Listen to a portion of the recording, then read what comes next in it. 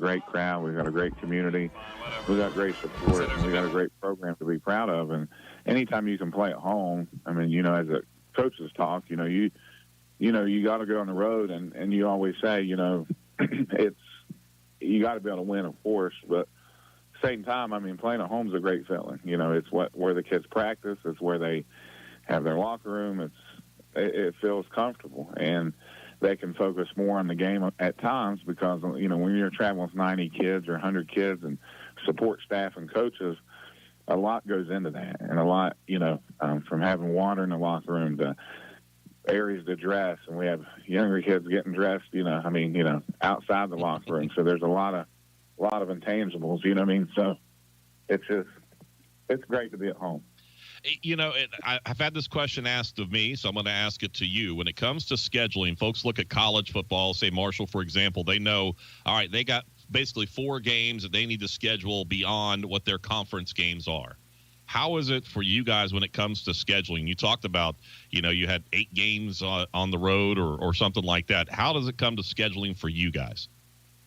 Well, I mean, the conference gives us so many games, and it's on a cycle of, you know, 2 to 4 years or whatever, usually, you know, 2 years. So that's why sometimes we play Capital, you know, last year there and last year again. They kind of just set a schedule so everybody has equal amount of games. But the toughest thing for us is, you know, we get our conference games, but then it's really hard to get out of conference games, you know, that if they're not in the conference, you know. So because there's only so many AAA teams in the state, and a lot of them, you know, have 9 or 10 games, and then, you know, then out of state, they're on a different scheduling grid, meaning like Kentucky, they start their scheduling grid, you know, in 2023, and instead we're on a different, so it's hard in Ohio. You know, they start a week early and finish a week late. I mean, you know, start a week earlier than us, just like Kentucky. So they have different games, so it's very challenging. You know, we spend a lot of time trying to find games and talk to people. It's different, you know, it's a huge challenge. And if we weren't in the conference, I don't know how many games we could get at all. So I think it's because we're good, too. We've had success. And, you know, if you don't win, I mean, everybody wants to play you. You know, I mean, it's just how it is, you know, in anything you do. But when we were 0-11 in Kentucky, my first year, everybody wanted to play us, you know. So, and then after we went undefeated, no one really wanted to play. So I think it has a lot to do with it. And plus, there's not a lot of big schools in the state. There's only so many. And then when you get out of state, you're limited as well because they're on different scheduling grids. So we're going to, you know, continue to work on it all the time. But it's a challenge. You know, we're into this season right now, and I know you as a coach, and I've known you for a long time. You're looking at this week at Parkersburg, and you're not looking beyond that. But when it comes to scheduling, do you start already looking ahead to next year?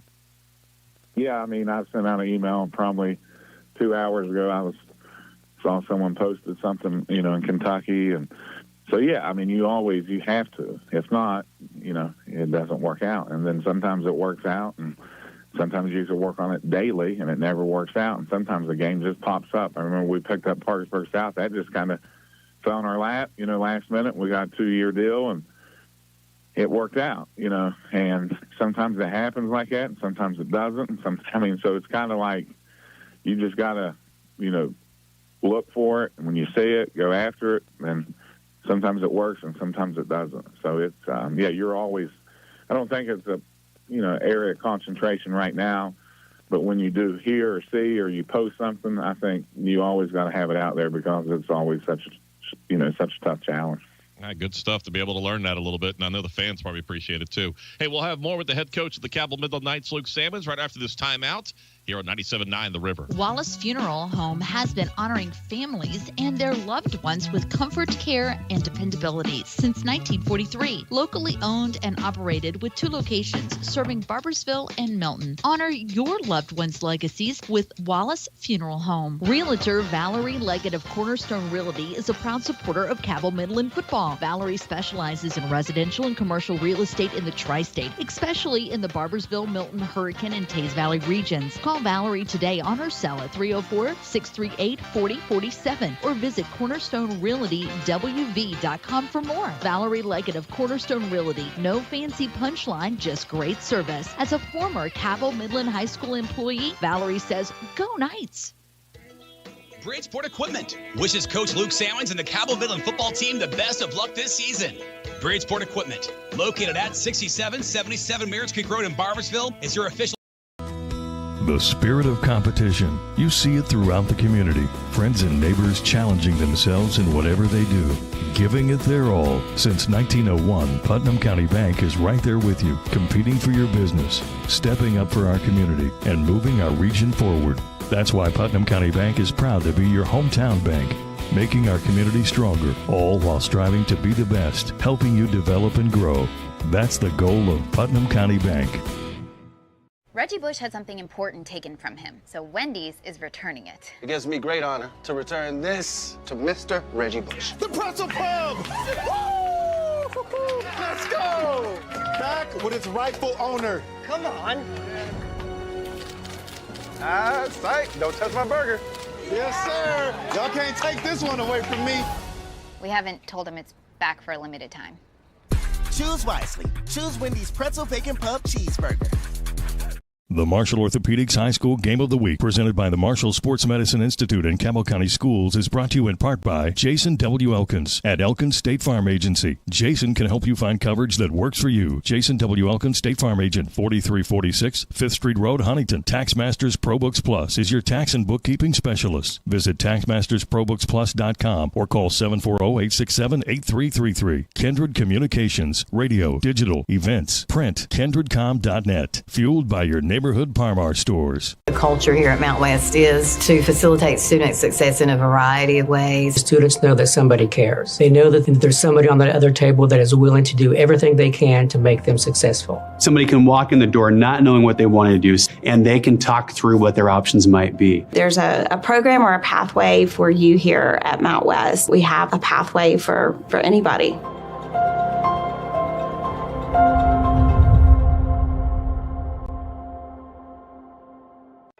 No matter what it is you need, you'll find it at your local Parmar store. From gas to grocery, snacks, and everything else you always seem to run out of, Parmar Stores has it. Need more savings? Download the Parmar app and sign up for the Parmar Rewards Card. You won't only see our stores in your neighborhoods, you'll see us in your neighborhoods too. We are proud to be in your town and proud to be a part of the community. Come see us at Parmar Stores, and remember, if there's not a Parmar store near you now, there will be soon. And something to look forward to next week, September 30th, the next Cabell Midland home game against Oak Hill at 7 p.m. It will be youth night and middle school night, and we will be recognizing former Cabell Midland football player Jacob Cottle. So, he's going to... We will be wearing green, and, it'll be a green out. They're a good football team. For Jacob. They know what we are, and they know what we want to do, so we got to bring our A game. But, yeah, they always have a great tradition, and football matters there. And you can tell. And they've won a lot of games over the years, one of the winningest programs in the country, I think. Overall, they've been around the school a long time, so a lot of great traditions, and they got some good athletes. Some guys who can really catch the ball. Quarterback's a good player. Number 1 and number 4, they're good. They're tall and athletic. And they got some good kids, and they're going to play hard. And, when you're a first-year coach like that, you're not, your son there, they're not just going to, come here and not give up. They're going to come here and ready to play. It's going to be a tough game, and that's what we prepare for every week. But great position, he's a good coach, and they 2-1, and, we got a challenge, and I like that for our kids, and our kids understand that, and that's what, we're sometimes they haven't been real solid running the ball, but they're really good at passing the ball. It's obviously going to be a big test from a defensive perspective. Yeah, they haven't ran the ball out they want to. They haven't had a huge lot of success. That doesn't mean they're not going to. I'm sure they're working on it. And, yeah, you're right. We got to play good secondary. We got to get pressure on the quarterback. We got to be able to communicate on the back in and we run that play. And, it's always a challenge. I mean, a lot of teams throw in our conference, a lot of teams have good. When you look down the list, everybody's got good players. I mean, you're not going to face a team in our conference that, you drive up down the, interstate here, everybody's got good. It's kind of like, Coach Pruitt always says, but they get scholarships too, but they don't get scholarships, but, it's kind of that same mindset. They got good players too. So we got to bring our A game, and but they do have players, and our defense is definitely will be tough. How much of a having to step this week, knowing the fact you don't have another loss until at least the postseason, and now the rest of the season? Well, I think, I don't, the kids are often, it's different, but I think they enjoy the excitement surrounding it, I think it's good. I mean, it's kind of we're talking about this. I think it's the fact that, with all the communities that come in on the road playing, being at home, I mean, it's what we have. It's really, that first game in town excitement for our kids and the community. So that's a great thing to be this far into the season and have that, adrenaline instead of playing a really good game early and run on playing the best team we'll play all year. We have a good football team playing, look at the season home and we get stuff on the year. So I think our kids, they understand that, but at the same time, I think they're just excited about this matchup and playing at home with the big picture. I think they start realizing that we get more thing, that they get to play at home. It's really it's not, it doesn't work out. To be at home is a blessing. All right, the big number one question, though, returning home for the first game, do we get fireworks back? Yeah. Everything's good, and I actually got the paperwork on my desk.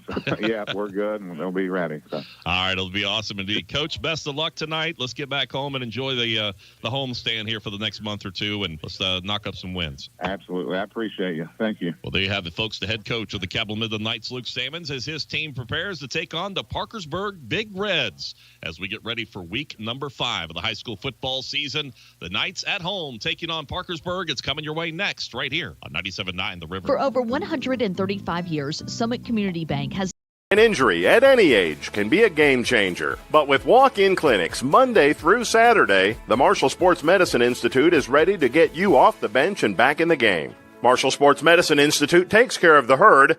Let us take care of you. The first time I ever went golfing, my very first shot was like 100 yards. I never hit anything before, and I hit it on the green 5 feet away from the hole. It's a lot of practice, a lot of time, and a lot of dedication.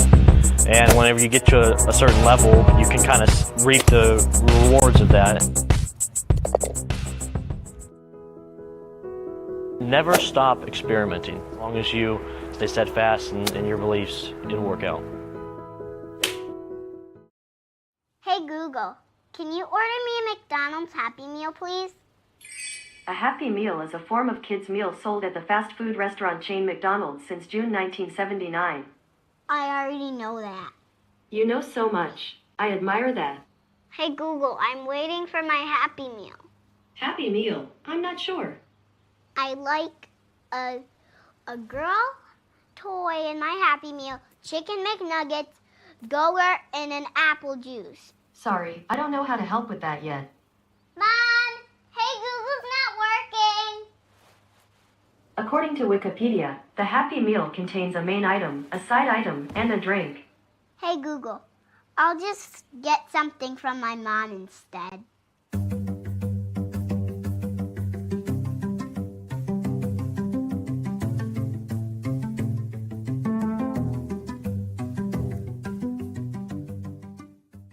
An injury at any age can be a game changer. But Marshall Orthopedics, the area's only comprehensive sports medicine practice, is ready to get you off the bench and back in the game. Marshall Orthopedics takes care of the herd. Let us take care of you.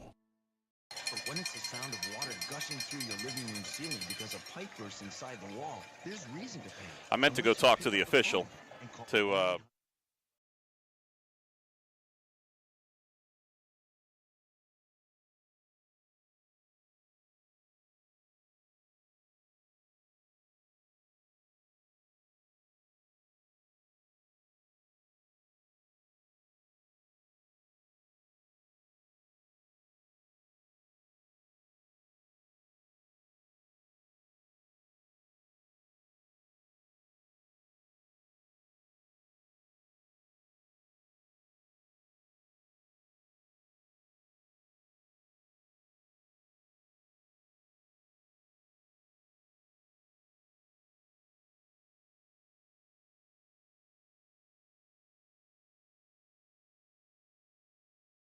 97.9 The River.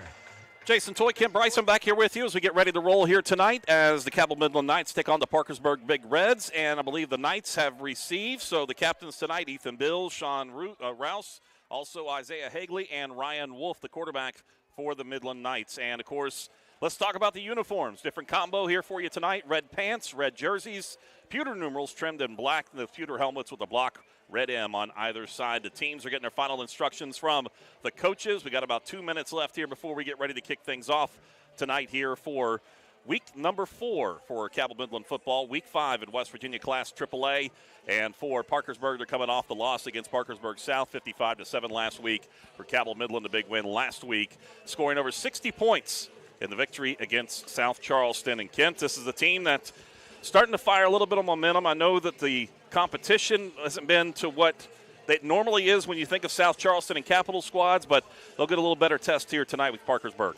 I agree with you, Jason. And one of the things about this particular season, if you look at the schedule for Midland, anyone who has studied football in the state of West Virginia realizes that Midland's schedule is very uneven in the sense that the 3 heavyweights are back to back to back. So those defining games that are picking up in about 2 weeks will set the table for the playoffs.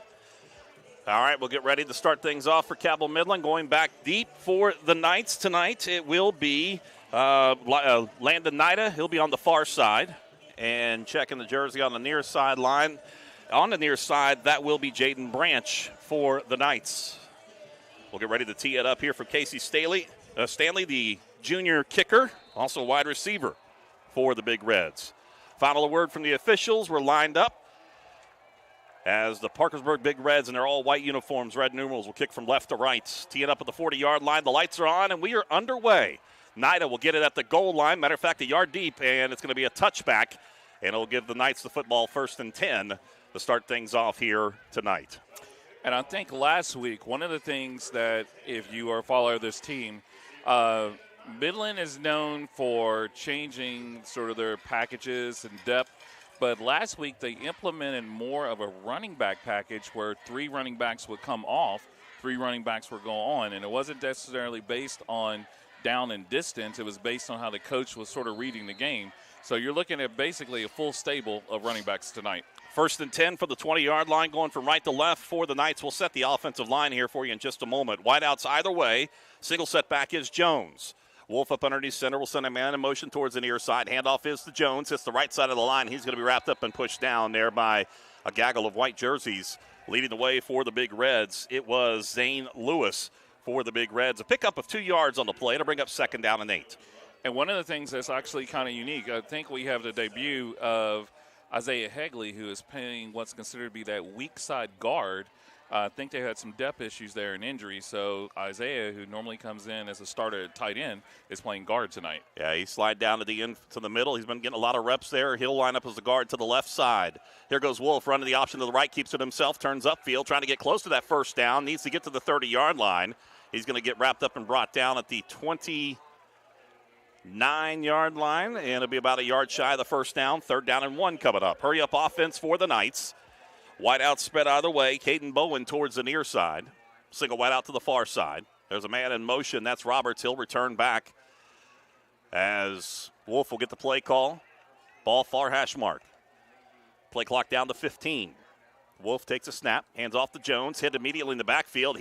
Matter of fact, he may have not gotten it. He is going to not get that 1st down. It's going to be close. He needed to get to that 30-yard line, and the official's going to mark him just shy of that 30. It's only about a half a yard pickup. 4th down and decision time for Coach Luke Sammons. He's going to go for it. It should be a quick count for the quarterback. I mean, they got in their 3-wide package, which is kind of interesting. But if Wolf doesn't keep this ball, I'll be shocked. Wide splits here across that offensive line. Wolf takes a snap, keeps it, works behind Jones. Near side, gets a 1st down and more. 35 to the 40, stiff arm at the 45. Cuts back across the middle, gets across the midfield stripe. Wrapped up and brought down at the 45-yard line. Needed a half a yard. He picked up about 20. 1st and 10 for the Knights. And as you can see also, Midland's going to that wide splits that they utilized in the first game against GW. Parkersburg hasn't adjusted to it where GW would blitz the 2 middle linebackers in that gap. Parkersburg's playing a traditional 5-2 set. There goes Wolf. Handoff Jones, right side. Stutter steps in the backfield. Gets across the stripe and works his way. Never goes down, but momentum stopped at about the 42-yard line. So a pickup of 3 yards on the play. 2nd down and 7 coming up for Cabell Midland. And if you look at the Parkersburg defense, they're traditional in the sense that their interior linemen, they're playing a 3-3-5 package, but it kind of morphs depending on how many people they have in a box. But those 3 interior defensive linemen are huge.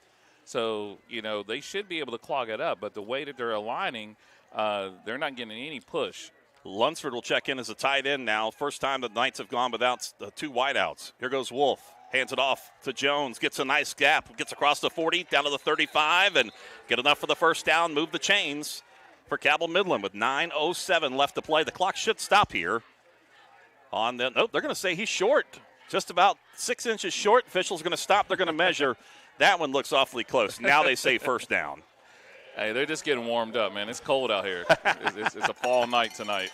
The lights are on here at the Castle tonight. Again, wide splits. We're talking about 2.5-yard splits between the guards and the center and the tackles. Wolf deep underneath center, takes a snap, runs the option, pulls it back out, pitches it over to Roberts. Roberts turns it upfield, gets across the 35, spins around at the 30. He's forced down as he works his way down to about the 26-yard line. And Kent, last week we saw this with Ryan Wolf. His decision-making and holding on to that ball is so much improved from last year to this year. That is a very smart play. And actually, you could even go so further from game 1 to this game, which is game 4. That play is goulash. It doesn't look good on your plate, but it tastes good with the results. Penalty flag from the near sideline, and we got a offsides lining up in offsides against the Knights. How do you line up offsides as an offensive team? I mean, the split end always checks. Yeah. So, and it wasn't as if the ball was snapped. Yeah. I mean, he could adjust. He signaled like encroachment like you would get from the defensive side. But 5 yards, pushing it back. 2nd down and 8 now for the Knights. Ball far hash mark. Wolf up underneath center, sends a man in motion. That's Branch. Handoff Jones, right side. Gets across the 30, works his way down to the 25. Good enough for the first down. Move the chains, pick up 7 yards on the play.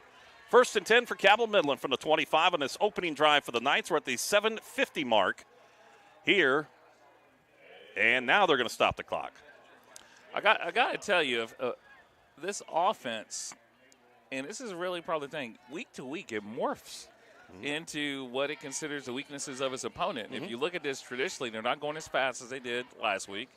They're doing traditional, up the middle, maybe a pitch, maybe a counter, but it seems as if what they are looking at here, they're just kind of testing Parkersburg, seeing how it's going, like a heavyweight fight, like we expect it to be. And they're just kind of testing them in this first quarter. But I imagine in the second quarter, third quarter, as this game progresses, the tempo is going to increase. First down for the Knights after the measurement. Caden Bowen splits out towards the near side. 1st and 10 from the 25. Lunsford, the tight end on the far side. Branch, the wing back on the far side. Roberts on the near side. Jones set back about 2 yards off the ball. He gets a snap. He'll take it towards the near side, lowers his shoulder, drives across the 20, powers his way down to about the 18-yard line. Another 8-yard pickup on the play. Next 7-yard pickup brings it 2nd down and 3. This is a statement drive. I think they want to kind of come out and bully Parkersburg, trying to let them know that they're going to give them a couple of helpings of what they got last week. And for a Parkersburg team, Midland has won 10 straight games in this series, and the last 7 by a margin of 40 points. So while you're happy with the pace of this particular drive, you're not happy with what's looking like the eventual result. Wolf takes a snap, handoff. Roberts on the jet sweep. Turns upfield, gets across the 15. Roberts spins around at the 10, gets across to the 5, and wrapped up and brought down inside the 5-yard line. 1st and goal coming up for the Knights. Zeke Roberts. Tell you what, that lineage when it comes to the Roberts family has got some speed and some good runners. Hey, the best athlete's the sister. That's what I always heard. I heard that from their mother the other day. The best athlete is the sister. JJ down at Wake Forest. Nemo up at Fairmont State.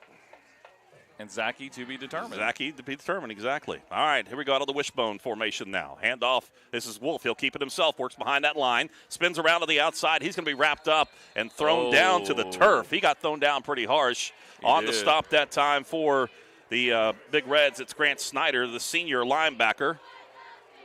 Gets a round of boos from the near sideline. Actually, it looks like he's coming from Parkersburg. I think that was probably the chant for him over there. I see that. The wrestling move on him, the takedown. About maybe a half a yard pickup. Brings up 2nd down and goal. 5:52 on a rolling clock here, first quarter. No score. It's the opening drive for Cabell Midland. Here goes Jones out of the backfield. Wingbacks either way. Here's the handoff coming towards the near side. The ball carrier. It's Cannon Lewis. He's going to dive into the end zone. Touchdown. He lowers his shoulder. Touchdown, Cabell Midland. Man. Cannon Lewis, the junior, goes in from 4 yards out. And the Knights are on top by a score of 6-0 with 5:36 left to play. Did they have targeting in high school? By the runner? Yeah, I've seen him call a couple of college games, primarily the ACC. But that was definitely targeting. Olivia Charles on to attempt the extra point. Ryan Wolf, the holder. Another cut, the long snapper. Here's the snap. The kick is up, and it is good. 5:36 left to play opening quarter. Cabell Midland strikes first, 7-0. 60-second timeout right here on 97.9 The River. The Marshall Sports Medicine Institute. Looking for fair prices, professional service, and the most customer-friendly shop in the tri-state? Then Freedom Gun & Pawn in Lavalette is your kind of place. Freedom Gun & Pawn has the best selection of new, pre-owned, and vintage firearms, plus a large stock of ammo and accessories. Freedom Gun & Pawn is everything you want in a gun and pawn shop. Freedom Gun & Pawn, proud to support our local high schools and communities. Across from Food Fair in Lavalette, online at freedomgunandpawn.com. What started as the Parmar Oil Company in 1967 has grown into 116 convenience stores in 4 states. Parmar convenience stores offer monthly product specials and grab-and-go items. Located just down the street from where you live, Parmar stores are all about being your above-par convenience store. If you don't have a Parmar store near you now, you will soon. Parmar Convenience Stores, neighbors serving your community and making life a little bit easier every day. First quarter, Cabell Midland strikes first. A 13-play, 80-yard drive for the Knights. And a 4-yard touchdown run by Cannon Lewis. And Olivia Charles' extra point is good. Olivia on to kick things off. Sky kick coming towards the near side. Fair catch called for and made at the 30-yard line. That was Andrew Williamson, the senior, making the grab for the Big Reds. Parkersburg will go offensively for the first time here this afternoon or this evening.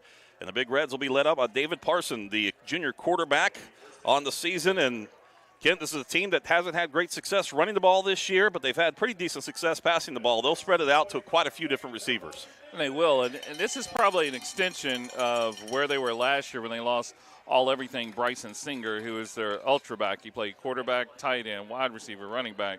So this offense is kind of morphing into what it hopes it will be successful under their new coaching. Out of the pistol formation, this time for the Big Reds. 2 wideouts to the left, single wideout to the right. Parsons fakes the handoff. He's under pressure, loses the football, picked up, and they're going to say he was down. Oh, they're going to say pass, incomplete pass. Incomplete pass. It was Lunsford that was on the pickup of the football. He should have been in the end zone, and the quarterback is hurt. He is slow getting up. And that's one of the situations. This kid has played over the last 3 years at various points. And one of the things that's been very hard for Parkersburg is keeping him in the game. He has injuries, and this one is he's going to go out. Significant. He's favoring that right shoulder as he will run out, and the official's going to stop play for a minute to allow him to go over to the far side. He's trying to shake it out. Say incomplete pass, 2nd down and 10, 5:30 left to play. Timeout on the field, and let's see, they're going to get an official's timeout, so we'll keep it right here. They're just doing a substitution for the injured player. So both teams gather around their coaches. Go ahead. I was going to say, so at this point, your first offensive play, your star quarterback, namely one of your better players on your team, probably your top 2 players on your team, is out. Your whole game plan that you probably have prepared for this is going to change. So I look for them to run a lot more single wing, even though they have 5 wides out. I think his kid's going to keep it and run with this ball. And Cooper Kincaid is now the quarterback. He takes it, snap, hand off into the backfield. The running back is going to go nowhere. That's Austin Fleming. He's going to get forced all the way back. He got progress to about the 28-yard line. He lost a couple of yards on the play, 3rd down coming up. Gannon Lewis in on the stop for Cabell Midland. The Knights getting that pressure early defensively. Absolutely, and I think this is really just the quarterback's coming back, but this is a residual effect of what has happened early in this game with him going down. So at this point, a kid's coming back. He's injured his arm. Your anticipation is he's going to hand off to the new running back that just came in, number 13, Logan Hartshorn. Well, they're going to step up and pass. Looking at third and long. He steps up, fires back to the left as the receiver goes incomplete. Coverage there by Roberts. Pass intended over there for Casey Stanley. It'll bring up 4th down and 16 now for the Big Reds. They lost yardage on this one. And he looked pretty good on that pass. I mean, it was a little bit behind that receiver, but he was very quick in regards to getting it out, and he looked like he wasn't too concerned about staying in. Stanley just came back from the intended receiver. He has to go back now to punt. Stands at his own 10-yard line. The Knights, see what kind of pressure they'll bring. And a timeout. We got an offsides call. On the offense. On the offense again.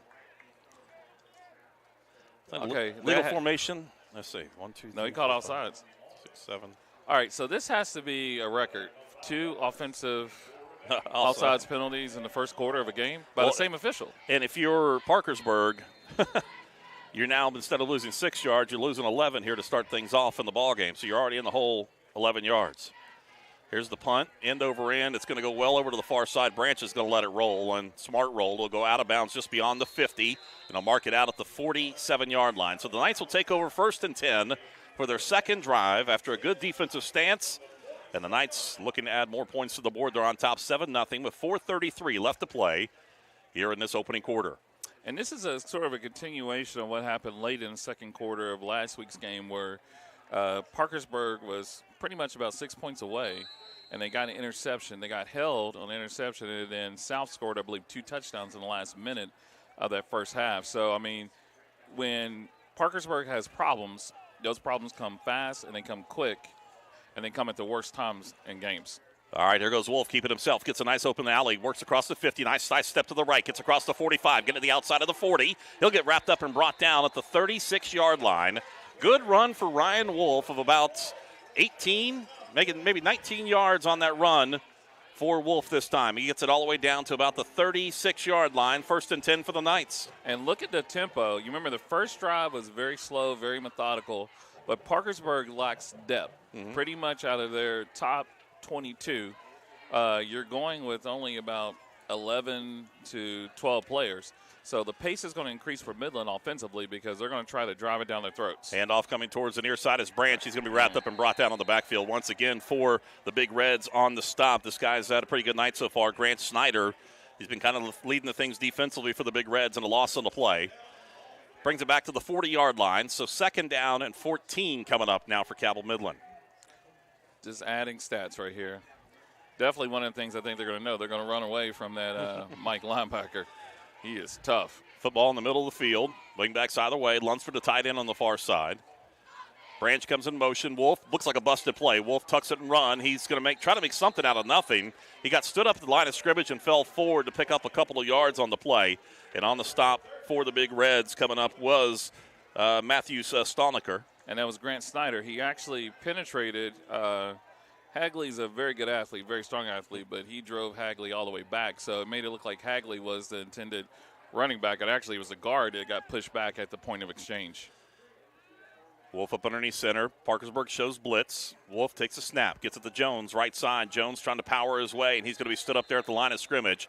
He gets back beyond the original line of scrimmage and down to about the 36-yard line. So back at the original line now. So 4th down and 10 coming up. The official stop play. There's a flag. Check the penalty flag. So if it's holding. It's in the Midland backfield. If it's holding, I think they'll take it. But if it's illegal procedure, he'll decline it. He's trying to figure out what it is. Legal shift. Declined. Yep. Roll to the play, brings up 4th down, and the Knights are going to go for it here. Now, they could drop back. Wolf is also the punter for Cabell Midland, so they could show a little bit here. Well, this is where you're going to test out the legs of Lunsford. I mean, he's an unstoppable receiver. We really don't throw it to him a lot, but, I mean, when you talk about a fade route to a kid that big, and he's got hops on him, so look for Lunsford to get this down the seam. All right, they'll go single set back with Jones. Ball far hash mark. Wolf up underneath center. We'll send a man in motion towards the near side. Play action, steps up. Looks towards Lunsford, comes back near side, has Branch out of the backfield. Branch is going to get hit to 30, spins around, keeps the drive going. Needs to get beyond the 26, and it's going to be close for the first down. I think he may have gotten it.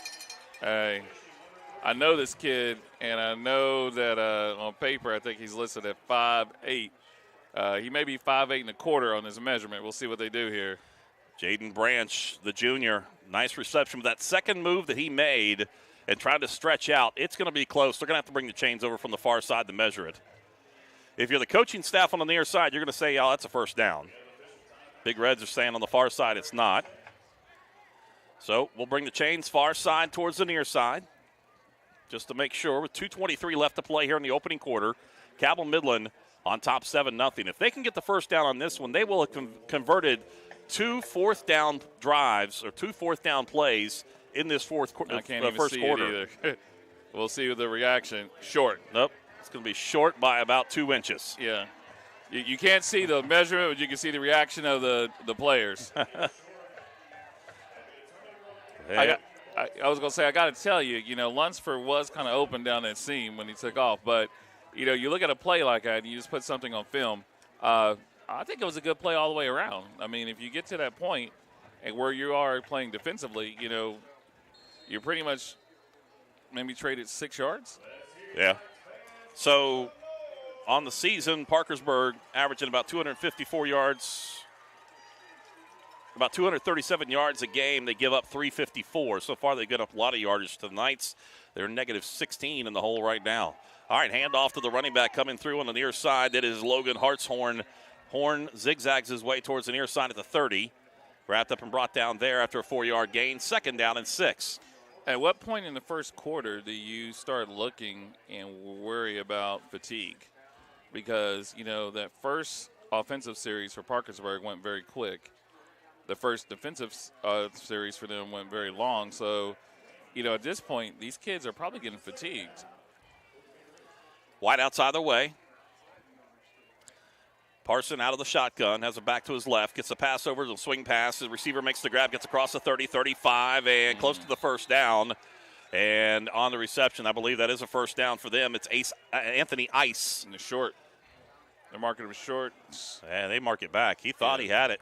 But no, they're going to mark it back at the 36-yard line. Yeah. Needed to get beyond the 36 for the first down, and those are the footballs just kissing that hash mark.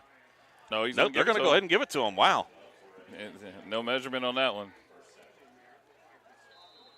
I got to tell you, one of the things on that one, that was a very quick hitch to the flat, and Midland reacted to it, but they didn't make the initial tackle at the point of contact. But you got to like the way this is going as far as the flow of the game. 90 seconds left to play here in this first quarter. 3 wideouts to the left, single wideout to the right. Here goes Parson. He's looking to pass towards the near side, looking for Stanley. Over his shoulder, incomplete. He had coverage all the way with him right there with Alex Smith, and that was almost a well-placed football over that left shoulder there for Stanley. And I was going to say, before that play started, it kind of bothered me because Midland showed cover 0 very early, and Smith is coming back from a leg injury. He's limited on offense, so he's not playing any of the offensive series tonight thus far. So when you're a DB and you're isolated pretty much on that particular route with no safety help. So for folks listening at home, when you say 0, that means nobody's back there. Nobody's back here. Coverage. It's like a sprint. Yep. Here's the handoff to the back coming through. It's Hartshorn is going to be swallowed up by a sea of those red jerseys for Cabell Midland. How about the lead right there from Big Trace Adkins? Leading the way for Cabell Midland. Also in there, Isaiah Hagley. And on the stop. And a loss on a play. I saw Trace today at the pep rally, and I got to say, he was the most nattily attired athlete. He had on his boots, his buckle, the hat. I mean, he was ready to play. He's ready to roll. 40 seconds left to play here in this opening quarter. Cabell Midland on top by a score of 7-0. 14 seconds left on the play clock as they break the huddle with 10 seconds. Up to the line of scrimmage, get set. As Parson trying to get them organized quickly. 5 seconds left on the play clock. 4 seconds. They'll snap it at 1. Parson pump fakes to his right. Pass to screen pass in the middle. Has the back out of the backfield. That is Logan Hartshorn. Horn slip slides his way up through about the 35 to about the 30 28-yard line, and that's going to be it for the first quarter of action here in Ona. Cabell Midland offensively looking good in this first quarter. They're on top by a score of 7-0 as we go to second quarter action after the 60-second timeout right here on 97.9 The River. Hey, Tri-State, Big John here. Hey, do you need a reliable car to keep up with your day-to-day life? And maybe you got a little credit issue or maybe no credit? When they're beyond, so the 50-yard line. Craving new adventures, need to get back to business, or simply want to reconnect again? Yeager Airport is here to make sure your travel experience is as easy as possible. With convenient parking within walking distance of the terminal and security lines with short waiting times, Yeager Airport is one of the most passenger-friendly airports in the nation. If you're ready to return to the skies, Yeager Airport is ready to get you there. Fly CRW, West Virginia's premier airport. Hello, my name is Seth Seldron. I'm here in my home studio where I write, record, produce, mix, and master all my own music, as well as write, record, and edit all kinds of videos. Making my own music and making videos allows me a certain creative outlet that I wouldn't otherwise have. And one day I hope to sort of combine the two, maybe create my own music videos, direct them, edit them, as well as produce music for myself and other people. Second quarter action here at the Castle in Ona. Jason Toy, Kent Bryson here with you. Lowell Austin back in the studio. Nancy Spivey doing stats here for us tonight. Okay, Nancy Toy. You want to tell me my wife is here with me? Oh, there we go. My gosh. Oh, here's the punt towards the near side. We got a penalty flag. It's going to be against Cabell Midland. No. It's going to be against him. He called a fair catch, and he went down. And he got hit. And he got hit. Yeah. It was very touchy. It was really no harm, no foul, but I guess it's inside the halo, as they like to say it.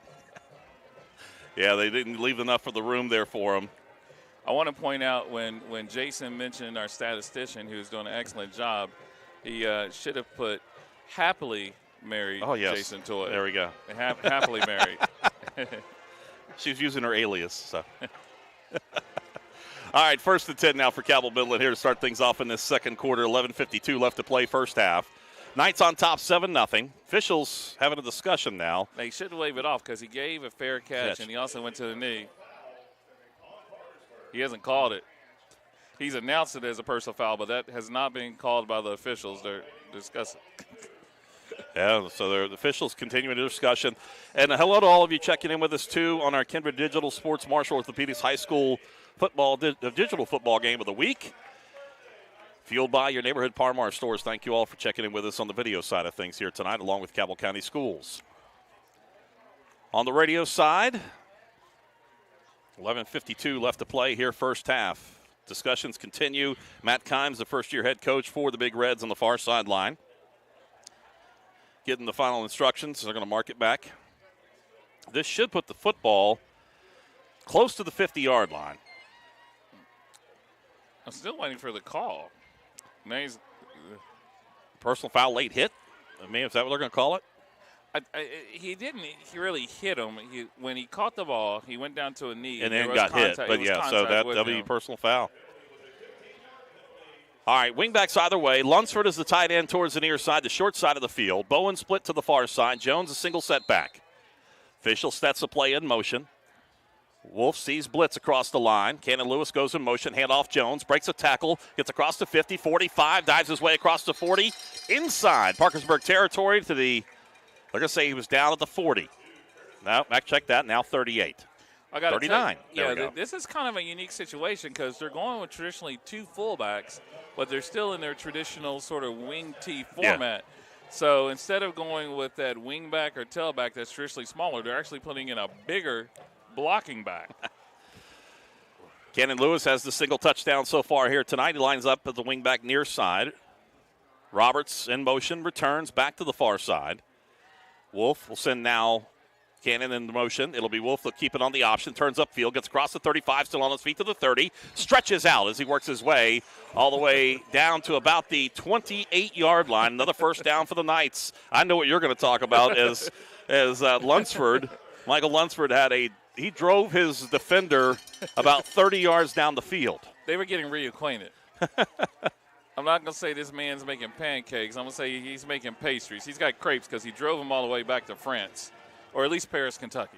And if you're regular listeners to Midland football here, we've said Michael Lunsford's name a lot. He has started since his freshman year. Cannon Lewis, handoff on the left side, jet sweep, breaks one tackle, and still on his feet. Matter of fact, did he finally go down? He finally did go down. Took about the third white jersey in there to bring him down. Snyder in on the stop once again for the Big Reds. Also in there, too, Andrew Williamson on the stop for Parkersburg. No gain on the play, 2nd down and 10. And Parkersburg's made their first substitution on defense. They brought in defensive end who actually plays OT as well. Actually, going to say he lost a half a yard. So still 2nd down on a long 10 coming up. Got a back in the backfield. It's Roberts. Pitches to him coming near side. 30, 25, 20, 15, and rolls his way down to about the 11-yard line. He lined up in that pistol formation back there, and it was a long pitch back to him. This time Jones and Cannon Lewis were the lead blockers on the near side. And they're also running towards the strong side, which is Lunsford's side, too, yes. Yeah, that's a lot of hitting. I mean, Well, you also got Sean Rouse there, too. I mean, so. If you're a kid and you're, football may not be your number one sport. You may be a wrestler. You may decide that you need to kind of move out of the way and prepare for wrestling season. Ethan Bill sets up the offensive line. Wide splits once again between guard and center. Wolf up underneath center. Cannon Lewis steps in. Not the block. Penalty flag coming in. It will be Jones on the carry. Gets across the 10. Parkersburg player lost the helmet. He'll have to go out. So you figure it's probably got to be on – it's got to be on Lewis moving forward because it sounds like when he makes that motion, he's taking a forward step, almost becoming like a guard because he hits that that slot in between the center and traditional guard. He is moving forward. So it's got to be, illegal procedure, 5 yards?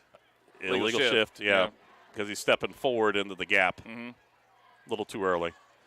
Coach Salmon's not wanting to hear about it. Oh, it was a legit call. Oh, yeah. Yeah, I know.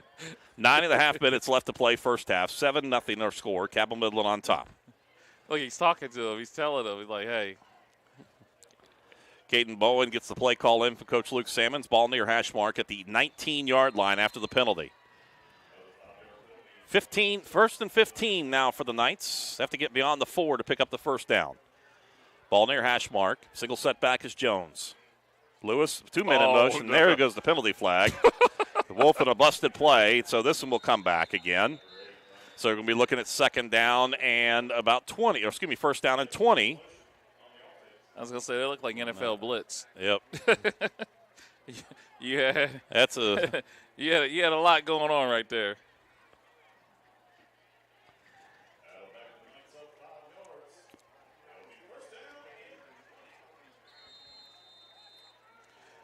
You know what I say with things like this?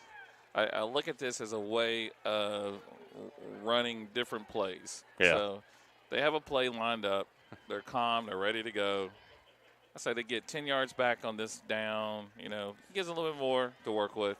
Clock rolls down to 8:50 left to play. First down and 20 after the back-to-back penalties for the Knights. Now it's Roberts in motion. Quick pitches to him. He'll turn upfield. Gets across the 20. Cuts back to his left. Back to his right at the 15. And forced out of bounds at about the 13-yard line. They get about 10. Okay. You got about 10? Yeah, 10. So there you go. All right. 10 back on it. So now it's a whole new deal. 2nd down and 10 coming up. Oh, we got to go to the wide side. Look at all that space over there. Yeah, the ball on the near hash mark. The Knights going from left to right. White uniforms across the line for Parkersburg. The red uniforms tonight, all red. Red pants, red jerseys for the Knights. Bowen split over to the far side. Cannon Lewis is the wingback near side. Roberts comes in motion. Here goes Wolf. Fakes the handoff under pressure. Fires it back. Has Jones out of the backfield. Makes the grab. Trying to cut left. Gets a block. Tripped up. Stretches out of the end zone. And he's short. Okay. Got down to the 1. Got enough for the first down. But it'll be 1st and goal for the Knights. And we got an injured player. Yeah, another injured player for Parkersburg. A little slow getting up over on the far side. But Wolf had a face full of a defender, got rid of the football perfectly there, and found Jones all alone on the flats. That's and dangerous. That's their main man, and he's got a head injury. So he's up. He's Oh, you got to come out, my friend. He was his brain was saying move forward, but his legs were going backwards, so he has to be checked out for safety. He's checking holding his back as he rolls off on the far side, so he'll have to go out. It should be a first down for the Knights. Nope. Do we have a penalty? Yes, we do. We got a penalty flag back at the 5-yard line. I thought there was a block in the back. Yep. So let's bring it back once see if again. they're gonna call it. So they'll push it all the way back to the 20-yard line. That's a 15-yard penalty. So. It's a dead ball. So it's after the play. Oh, somebody's about to take a very long walk to the sidelines, and it's not going to be pleasant for whoever it is. So Coach Luke Salmon's talking things over with the official. And look, this receiver's about to go back in. He's about to deliver a message. And they're all looking at the coach, and nobody's trying to take claim to the penalty. All he said was personal foul, never said what it was. So second down and 20 from the 20-yard line. Actually, take that back. I'm sorry. Second down and about 16. Here goes Roberts coming towards the near side, working behind his blockers, gets across the 15 and wrapped up, thrown out of bounds on the near sideline. On the stop, it is Zane Lewis for the Big Reds. And he'll get to right about the 15-yard line. So third down and 11 coming up for the Knights. They can't get the first down if they can get inside the 4-yard line. I think I figured out what the personal foul was. I think it was 54 got hit in the back. Well, there was a lot going on, but I think he may have taken a blow to the back. He may have turned when that. Well, they called it dead ball. So I don't know. It was after the play. Well, so that was all I'll say. They blew it dead, but I think he took a shot to the back because he was not involved in the tackle. Yeah.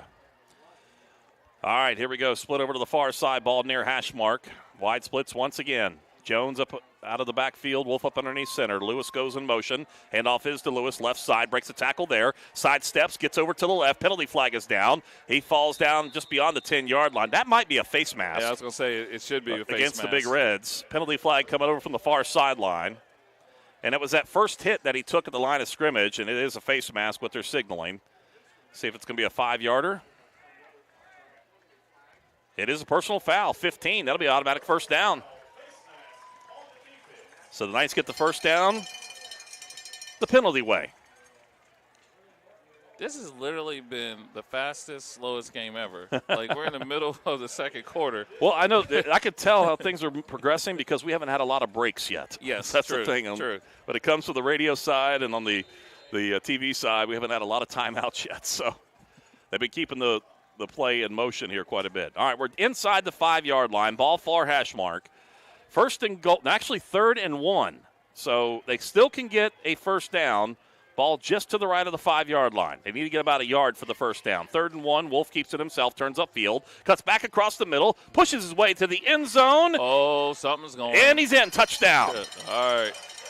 Ryan Wolf, that last second surge there. I think he got a little help from the offensive line, too, to give him that push into the end zone. And the Knights added to the lead. They're on top 13-0.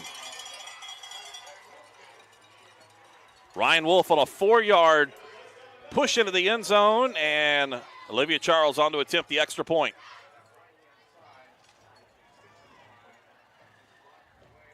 Nethercutt will be the long snapper. Wolf will be the holder. Charles counts off her steps. Right-footed kick coming your way towards the facilities building. Kick is up, and it is good. 7.5 minutes left to play. First half, Cabell Midland 14, Parkersburg nothing. 60-second break right here on 97.9 The River. In 1960. Planning for a funeral is never easy, and selecting the right mortuary can be important. Family owned and operated for over 6 decades, our family has helped other families going through the most difficult time. Chapman's Mortuary and Crematory can help you plan arrangements today or offer a pre-need funeral plan in line with your intimate wishes. And now, we provide Huntington's only on-site crematory. Call us for a free consultation. Chapman's Mortuary and Crematory, serving the tri-state for over 60 years. The first time I ever went golfing, my very first shot was like 100 yards. I never hit anything before, and I hit it on the green 5 feet away from the hole. It's a lot of practice, a lot of time, and a lot of dedication. And whenever you get to a certain level, you can kind of reap the rewards of that. Never stop experimenting. As long as you stay steadfast in your beliefs, it'll work out. anytime at 979theriver.com. 7:30 left to play here, first half. Cabell Midland on top, 14-0. Charles with the kick coming towards the near side. Sky kick's going to be fielded at the 25. It is Stanley. Takes it across the 25 to the 30-yard line. And he'll run it back about 6 yards. It'll be 1st and 10 for the Big Reds. They'll go from right to left. It was a 4-yard touchdown run for Ryan Wolf. His first of the night. Libby Charles perfect on extra points so far. And it's 1st and 10 now for the Big Reds with the Knights on top 14-0. This is like really, a traditional fall game with the temperature, the dust, the difficulty in seeing Midland's numbers. Although better than the gray than uniforms. The pewter, yes. Than the pewter uniforms. Better than a lot the pewters. Better. Still, my favorite is when they wear the black jerseys. Oh, absolutely. Perfect. White numbers, easy to see. Classic. All right, here we go. There goes Parson out of the shotgun. Takes a snap, pump fakes, fires back across the middle, has a receiver, breaks the tackle there. That is Ice, who made the grab at about the 35 and then made a nice little spin move to work his way up to the 36-yard line. 2nd down and about 5 coming up after the 5-yard pickup.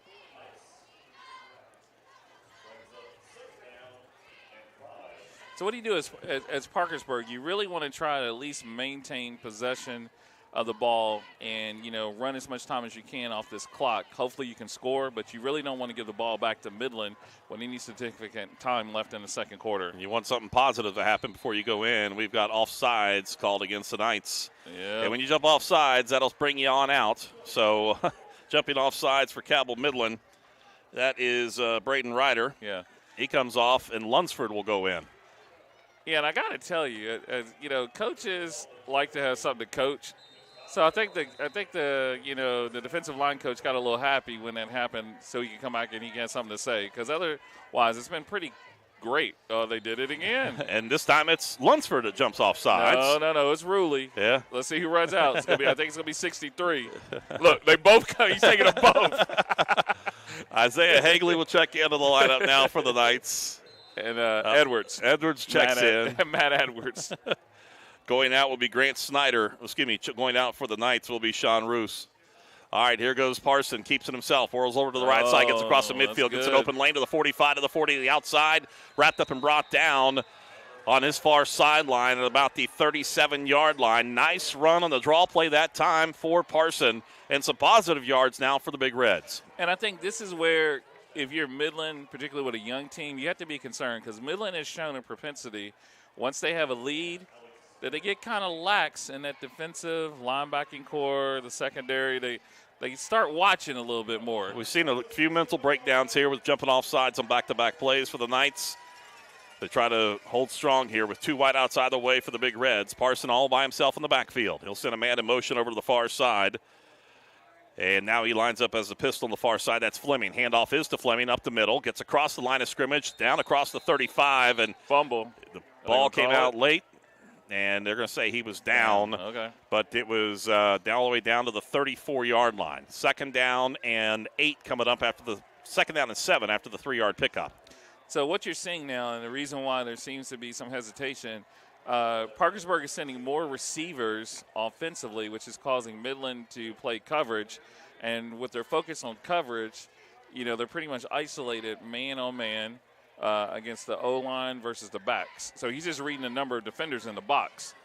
2 and 2 on either side of the line. 4 wideouts total for the Big Reds. Parson takes a snap, feels the pressure, steps up, screen pass towards the near side. It's Ice making the grab. He spins around towards the near side. Check that, it's Fleming out of the backfield. Gets across the 20 to the 15. Forced out of bounds on the near side by Roberts with a touchdown-saving tackle. And the Big Reds starting to open things up here. They're inside the 15-yard line. And I got to tell you, Midland helped there. There were 2 missed tackles that could have either, for no gain or a small gain. And they just, Fleming is shifty.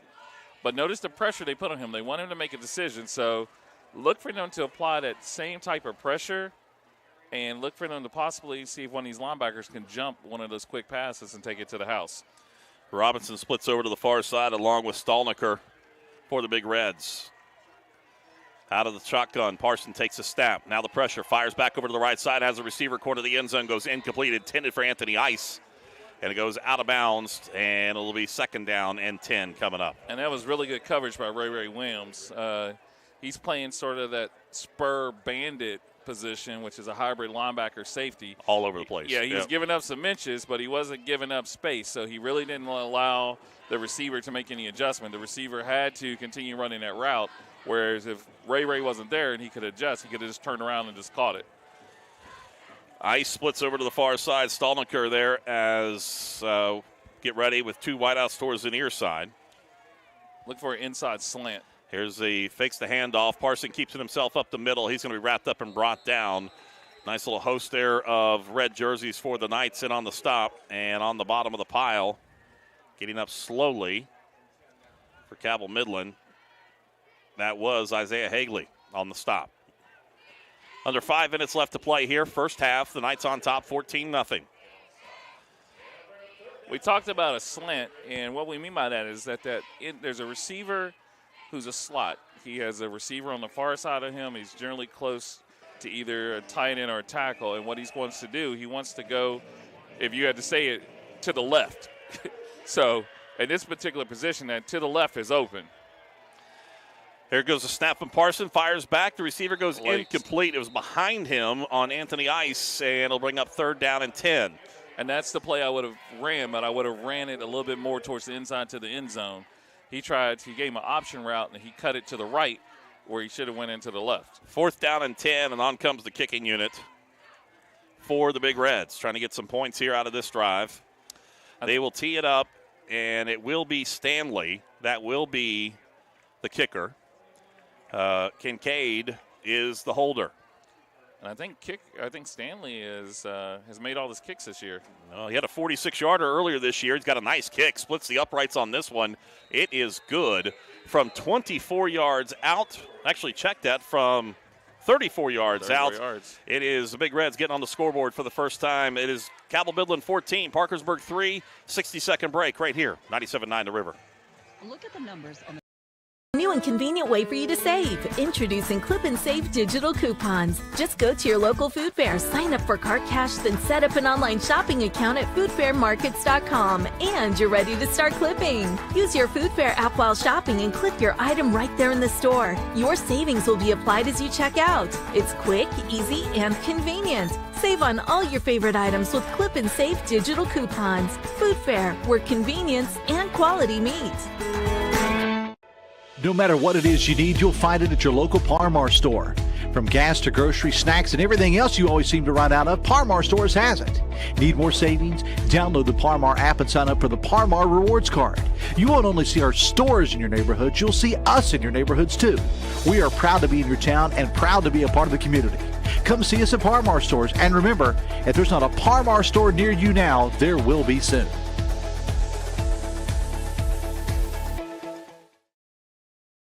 Cecilia. She'll help you get through your 9 to 5 right here on 97.9 The River. Casey Stanley, the kicker for the Big Reds, connected on the 34-yard kick. This kid's got a thunder foot. He will knock it out of the back of the end zone here on the kickoff for Parkersburg. 1st and 10 for the Knights coming up as they'll go from left to right with 4:20 left to play here in this first half. The Knights have got the football to start the ball game off, so they will be on defense second half. You got to say to yourself that the way this game is going, it's going to be kind of interesting as we proceed sort of going through here. Well, the Knights looking to close out this quarter, adding some more points here. They'll send a wide out to the far side, wingbacks either way. It is Jones, a single setback. Here's the handoff coming towards the near side. The ball carrier, that is Branch as he works his way. Actually, check that. It is Grace that works his way towards the near side. Kalen Grace on his first carry of the night. Took a shot, but he kept it in, and he got it all the way up to about the 29-yard line, 28-yard line. 8-yard pickup on the play. Yeah, the Grant Snyder kid gave him the John Cena, you can't see me, because as he blasted him out of sight, he kind of put his hand above his face and started waving it. I guarantee he can't catch Caden Grace, so we'll see who has the last laugh on that. There goes Branch in motion, handoff up the middle this time to Jones. Jones, nice move coming towards the near side. 35 keeps his feet to the 40 and forced out of bounds on the near side. He knocks the coach down. He tried to hold him up. Curtis Jones, he's a train when he's coming his way through. I think it's Coach Harris. He got up, shakes it off. He's back up, ready to roll. He'll probably feel that tomorrow, though. See, First and 10 for the Knights at the 45. Here's the deal with Coach Harris is a basketball, softball guy, and I think he was trying to apply the tag. He's got to learn how to – well, you're an older fella. You got to learn how to get out of the way. Turn the shoulder. Wingbacks either way. Ball short field, near side. Here's the handoff coming towards the near side. This is Grace once again. He stays on his feet, finally forced out of bounds on the near side after picking up about 5 yards on the play. Leading the way for the Big Reds is Jake Bauman for Parkersburg. Man, there are people everywhere on the ground over here. Took a host of them to bring them down. I think it was a referee was on the ground, too. Got a dead ball personal foul against Parkersburg, so getting them a late hit on the near side, so we'll add 15 to it. So 5-yard pickup. Put the ball at the midfield stripe. We'll add 15 more onto it. Enough for the first down. Take it all the way down to the 35. They kept picking up players. I was like, it looked like a car at a circus, a clown car. So eventually the last one up, I think, was the side judge over there because he was down on the ground too. Somebody came in like a train there at the end of it. 3:29 left to play first half. Cabell Midland 14, Parkersburg 3. Home opener for the Knights on the 2022 season. It will be Grace in motion. Wolf keeps it himself up the middle, and he'll work his way down to about the 31-yard line. Now penalty flag coming in. They're going to say him back.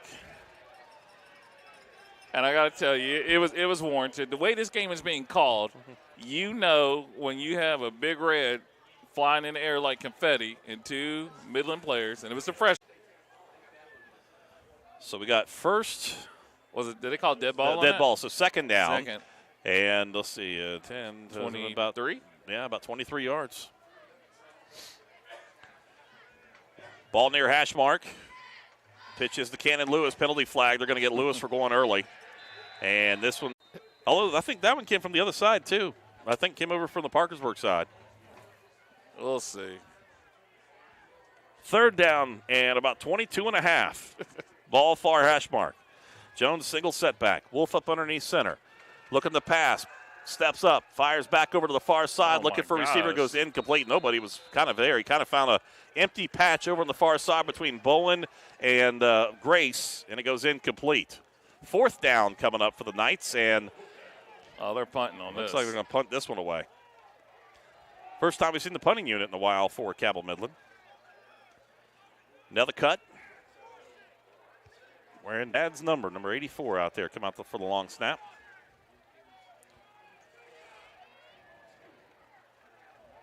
And he'll put Wolf back to punt the ball away.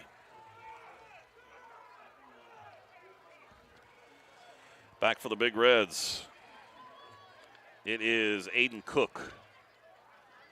Jones, last second edition, in as the up back. Here's the snap. Here's the punt, end over end. Cook's going to let it roll. It's going to take a Parkersburg bounce. It actually bounced back. It hit about the 24 and then rolled back towards the middle of the field at about the 27-yard line, 28-yard line. So first and 10 coming up now for the Big Reds.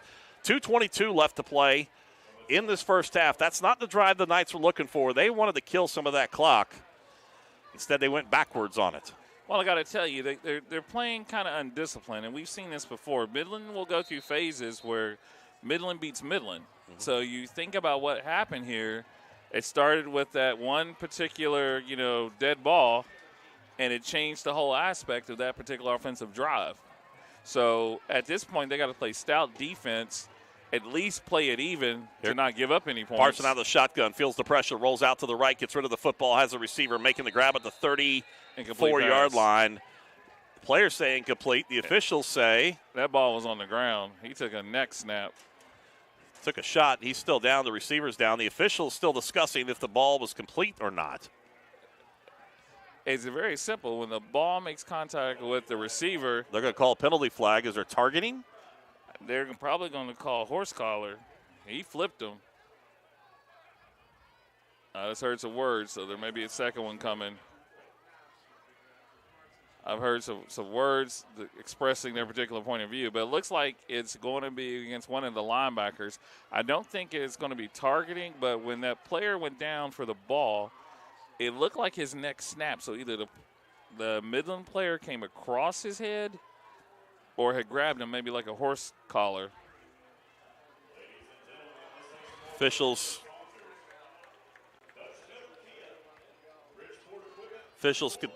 training staff continuing to attend to the player. The penalty flag is at his feet. Now it'll be picked up by the official. It looks like it, and they're going to move it over. Number 3. Let's see. That's now 2. the officials will make the call. They're going to point against Midland. Got targeting against Cabell Midland is what they're calling. Are they ejecting? They didn't say anything about ejection, but they said targeting. So I'm waiting for the official to get the injured player who's still down on the field. And that injured player, we can tell you, is Andrew Stallnicker. He is up, helmet off. He's talking things over with the training staff. So the question is whether that was a completed pass, which they still have not determined.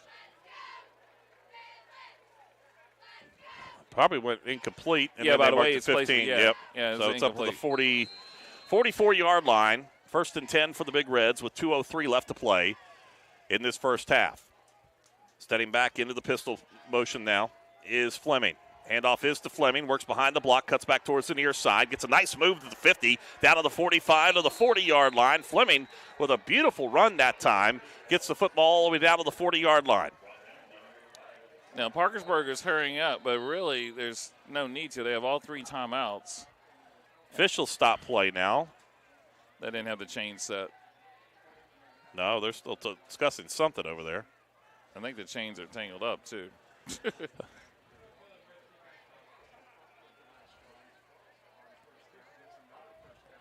You get it set. Official looking at the play clock now. They shut the play clocks. Now they got them started. All right, Parson calls the signals. Wideouts out of the way, ball near hash mark. 3 wideouts to his right. Takes a snap, 2-step drop, fires back, has a receiver. It's Ice making the grab across the middle on the drag, and he's able to get down to about the 36-yard line. Pick up of 4 yards on the play. It'll bring up 2nd down and 6. Minute 25 on a rolling clock here, first half. So this is inconsistent for Parkersburg with 3 timeouts. Here goes Parson out of the shotgun, takes a snap, rolls to his right, has a receiver out of the backfield. It's Fleming. He tries to turn up. He's going to be wrapped up and brought down over there on the far side. I believe that's Ray Williams on the stop. And now a timeout taken by the Big Reds.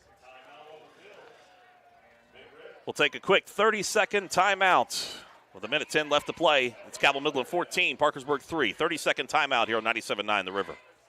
Little General Stores and Arby's on Route 60 in Ona say good luck and go nice with over 100.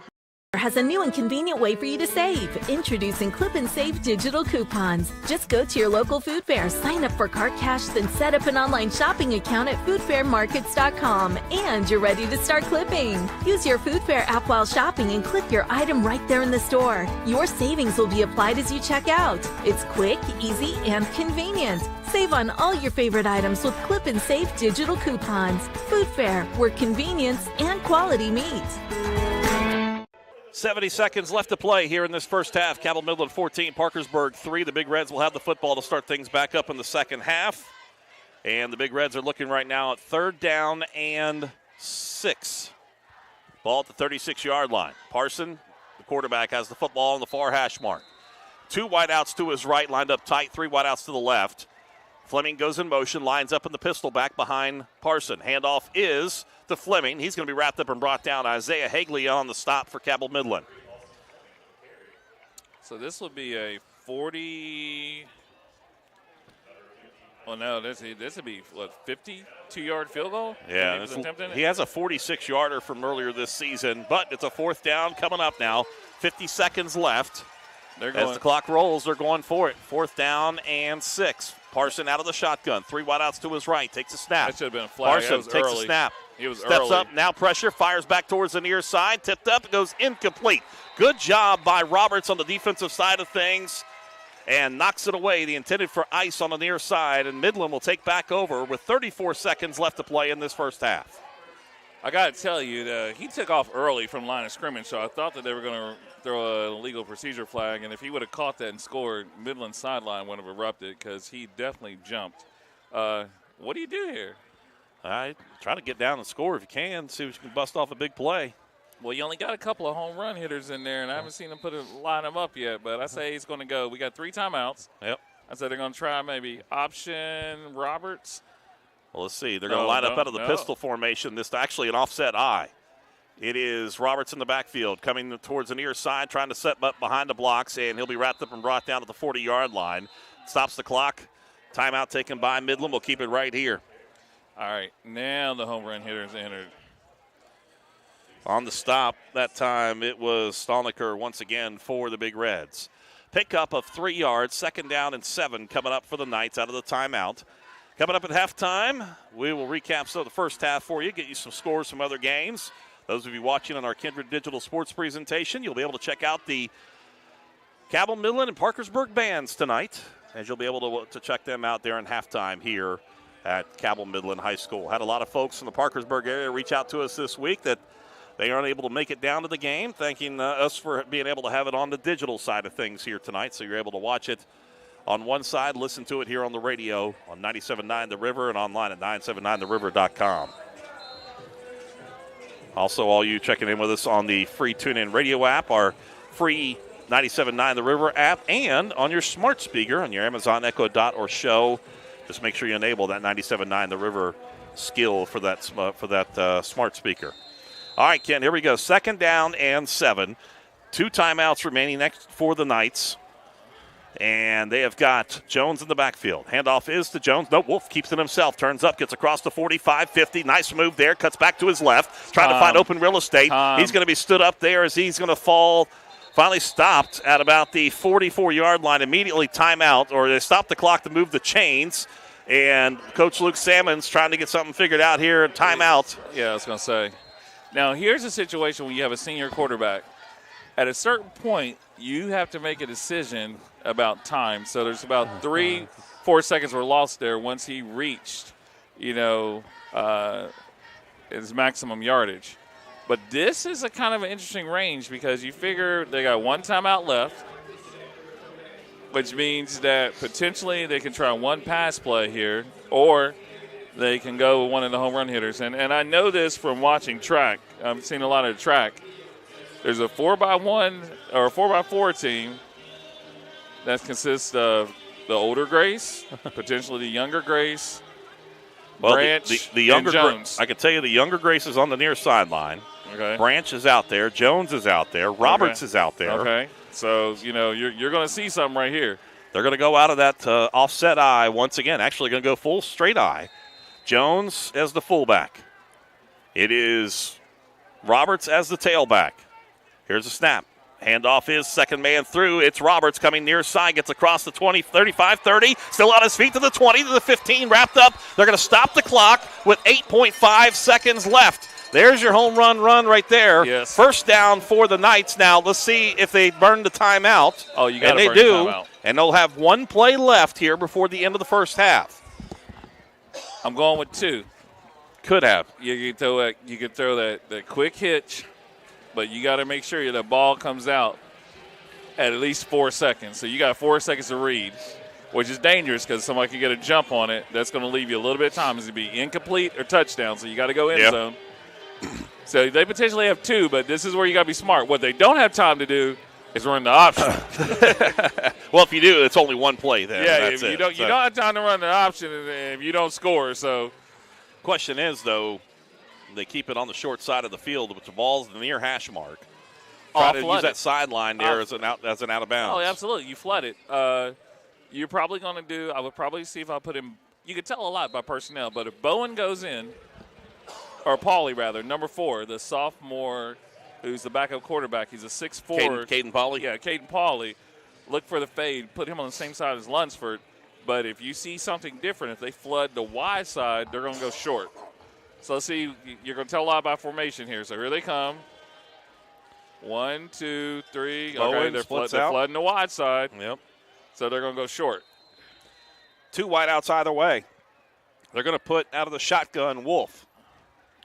Wolf takes a snap. 1, 2, 3, 4, Steps 5. It's got to now go. under It's gotta pressure. go. He's going to roll away with the football. He fires it back, coach. goes incomplete, stops the clock with 2.7 seconds left.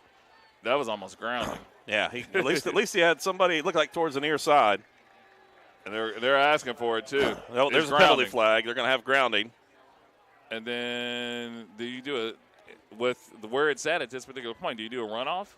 Because from Parkersburg, they're not really concerned about the yardage. They want the clock to run. Yeah. Let's see. They're going to probably take the time off, and that'll be the end of the quarter. Let's see what happens here. See what the officials elect. The pass was back at the 31-yard line, or the throw was from the 31. Midland's not concerned about that. They're going to mark it back. They're going to leave the time on. Okay. Intentional grounding. Yep, lost it down. All right, so they'll give him another play. I think they wound the clock, don't they? Let's see if his hand moves. Oh. Whoa, it's an incomplete pass. So but yeah, it's a penalty. So, So, I mean, it's the clock that's more concerning. This is going to mark this on the play right here. Because if something bad happens to let's see what happens. We got two wideouts either way. Here goes Wolf. He's going to keep it up the middle. He's going to be hit once. He breaks that, gets penalty flag, and we're going to check the flag. It might go against Midland. That's the end of the half. They have words now. Oh, they're talking. They're talking to each other. But they'll bring him back over to the near side, and let's see if this one goes against the Knights. It should. I don't know. We'll see. Personal foul, face. Nope, a face mask. That'll be a noop down. Oh. And that will be untimed as we go untimed down here for the Knights. Another opportunity. They're kicking it. Bringing Olivia Charles in to try to tempt the field goal. Yeah, that puts it all the way down, puts the football down to the 11-yard line. So that's basically a long extra point. It will be. So Wolf is going to tee it up at the 19-yard line, puts the ball in the middle of the field. Olivia Charles comes on to kick the 29-yard field goal. And they begin a lot of no pressure. Time. Here we go. And we're going to have all sides against Parkersburg. Move it even closer. So one thing we pointed out last week in the game against South Charleston, and we had a lot of extra points last week because of the score. Now Wolf looks back over and goes, hey, but we're a little closer. Why don't we go for a touchdown? They're going to go for the field goal. But I was going to tell you, what we saw last week was when Wolf would turn his head back over to the line of scrimmage to get the ball, they would start running. South Charleston did the same thing last week. If we watch here, and we'll see this, Wolf tees it up. As soon as he gets the signal from Olivia Charles, as soon as he looks back to his right, it'll be the quick snap. There's the snap. There's the pressure. Here's the kick. It's up, and it is good. Good. How about that? Olivia Charles connecting on the 16-yard field goal, and the Knights go in 17-3 at the half. So there you go. A couple of opportunities for Cabell Midland. The untimed down allowed them to add to their lead, and it gets discussion time now by the Big Reds coaches as the fireworks go off on the far side, as the Knights and the Big Reds will make their way back towards the locker room. And coming up at halftime, we'll recap the scoring for you, get some stats for you here in the first half, and we will get you some scores from other games across the region. For folks checking in with us on our Kindred Digital Marshall Orthopedics High School Game of the Week broadcast, fueled by your neighborhood Parmar stores. After the break, you'll get entertained by the Parkersburg Big Reds Band and the Cabell Midland Marching Band, the best band in the land, coming up here at halftime. Once again, our halftime score, it is Cabell Midland 17, Parkersburg 3. We are back after this timeout right here on 97.9 The River. At Advantage Toyota, we're making life has a new and convenient way for you to save. Introducing Clip and Save digital coupons. Just go to your local food fair, sign up for Cart Cash, then set up an online shopping account at foodfairmarkets.com, and you're ready to start clipping. Use your food fair app while shopping and clip your item right there in the store. Your savings will be applied as you check out. It's quick, easy, and convenient. Save on all your favorite items with Clip and Save digital coupons. Food Fair, where convenience and quality meet. No matter what it is you need, you'll find it at your local Par-Mar store. From gas to groceries, snacks, and everything else you always seem to run out of, Par-Mar Stores has it. Need more savings? Download the Par-Mar app and sign up for the Par-Mar Rewards Card. You won't only see our stores in your neighborhoods, you'll see us in your neighborhoods too. We are proud to be in your town and proud to be a part of the community. Come see us at Par-Mar Stores, and remember, if there's not a Par-Mar store near you now, there will be soon.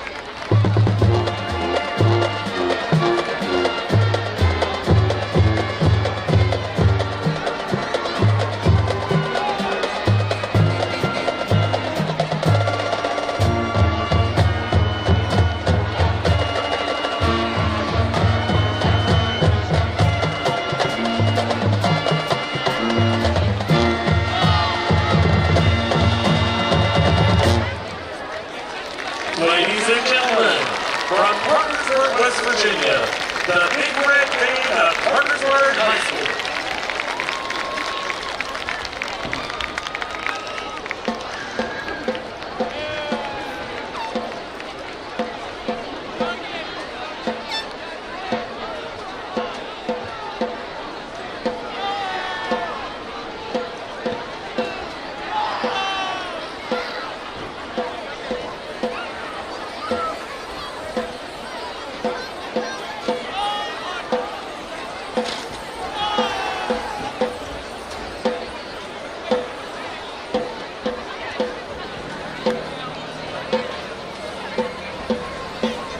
Ladies and gentlemen, please make welcome from Ono, West Virginia, your 10-time consecutive and current West Virginia State High School Marching Band champions and the winners of the 2021 Governor's Cup Series, the best band in the land, the pride of Cabell County, the Cabell Midland High School Marching Knights.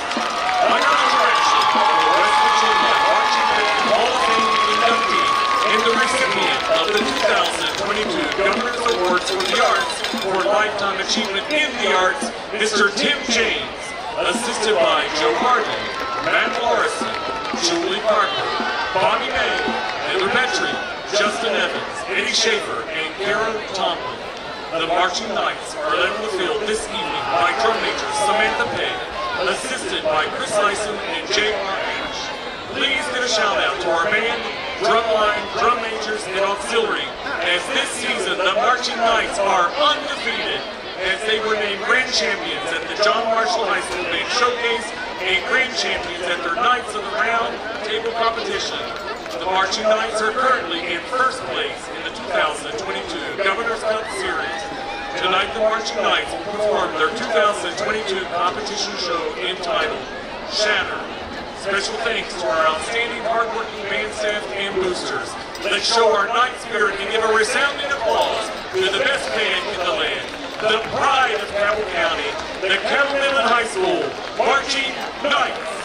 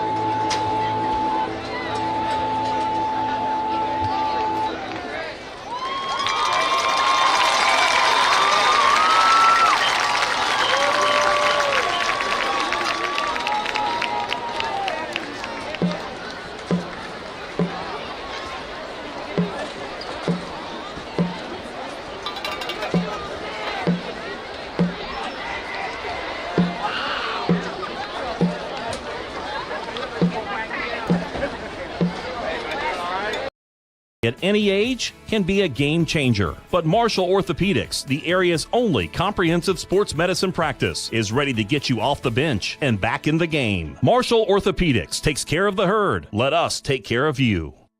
The culture here at Mount West is to facilitate student success in a variety of ways. Students know that somebody cares. They know that there's somebody on the other table that is willing to do everything they can to make them successful. Somebody can walk in the door not knowing what they want to do, and they can talk through what their options might be. There's a program or a pathway for you here at Mount West. We have a pathway for anybody.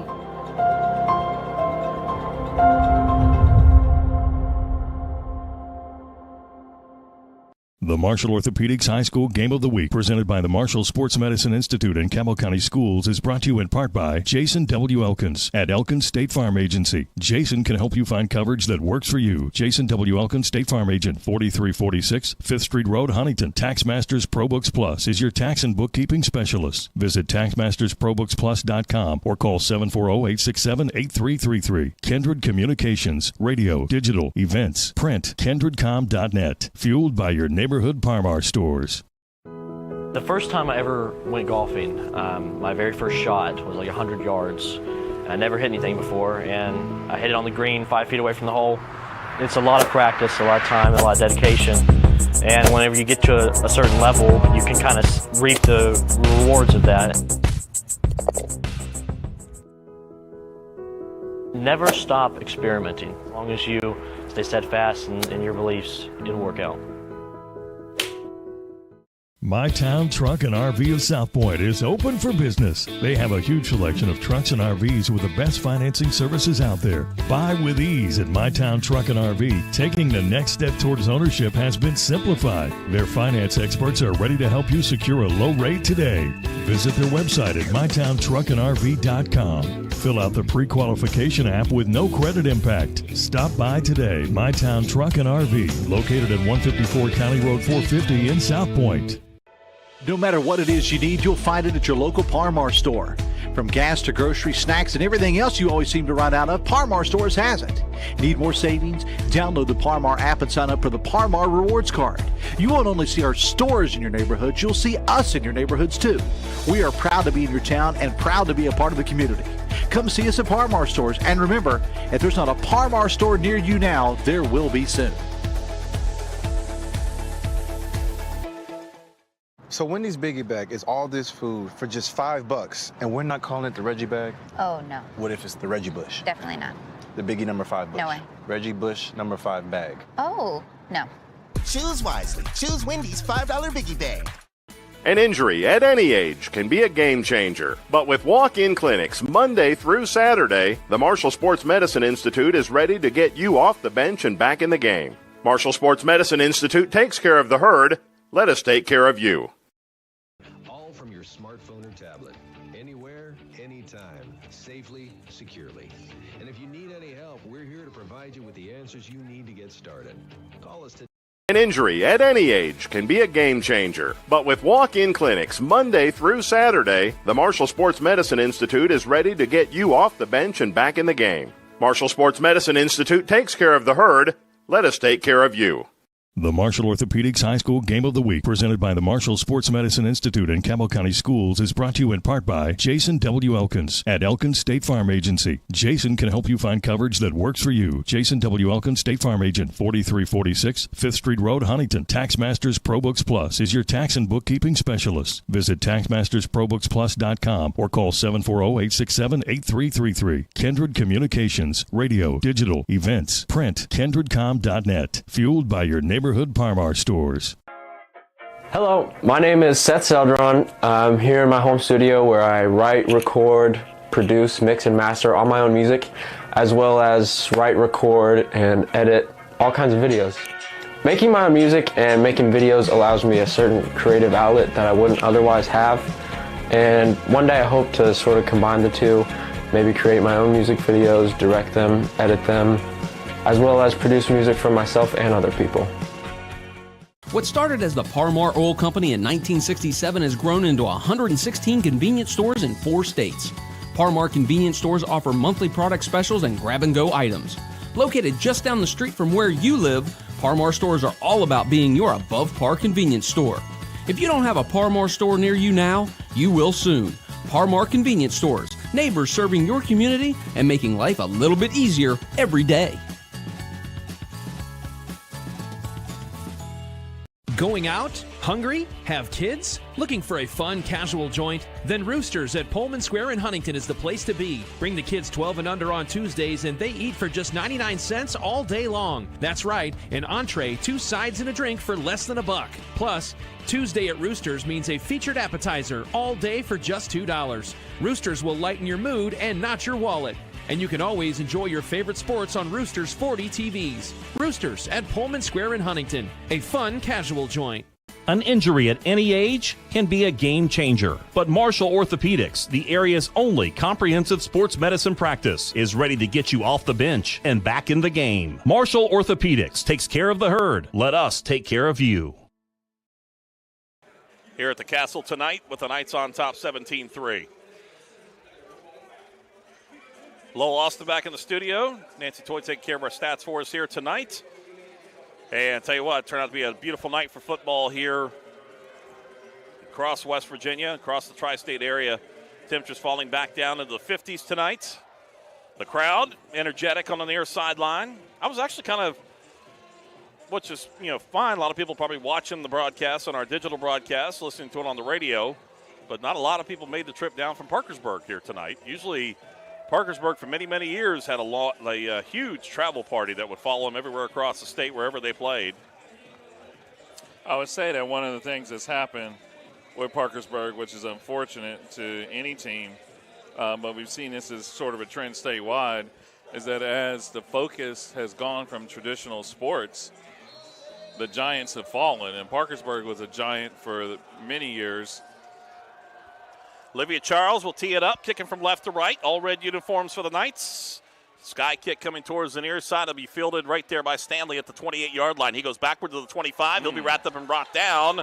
Ray Williams in on the stop for the Knights. Also in there for Cabell Midland, making his presence known there on the stop for Cabell Midland. That was Aiden McCormill as he comes in for the junior. And that was a loss on the return. Yeah, those are baseball players. They track down the fly ball. Excellent football players as well. All right, here we go as they get huddled up. They'll be going from right to left this time for the Big Reds in the white uniforms, red numerals, red helmet. Not red on the sleeves, but the red and white stripes down the sides of the pants. Parson out of the shotgun. 2 wide outside the way. Ball far hash mark. He'll send a man in motion towards the near side. Handoff is to him. Nope, check that. Parson keeps it himself. Gets up across the middle. He'll be wrapped up and brought down by Lunsford. He gets across the 25 and works his way up to about the 27-yard line. So we already seen, it looks like Parkersburg is increasing the pace of their offense. They're getting plays in sooner. And just as soon as we say that, the quarterback ties his shoe. But I think that they want to try to get some quick hitters. They know that they can't really drive against this Midland defense based on the depth that Midland has. So their best bet is to try to get a quick hitter, score, and try to make this a competitive game.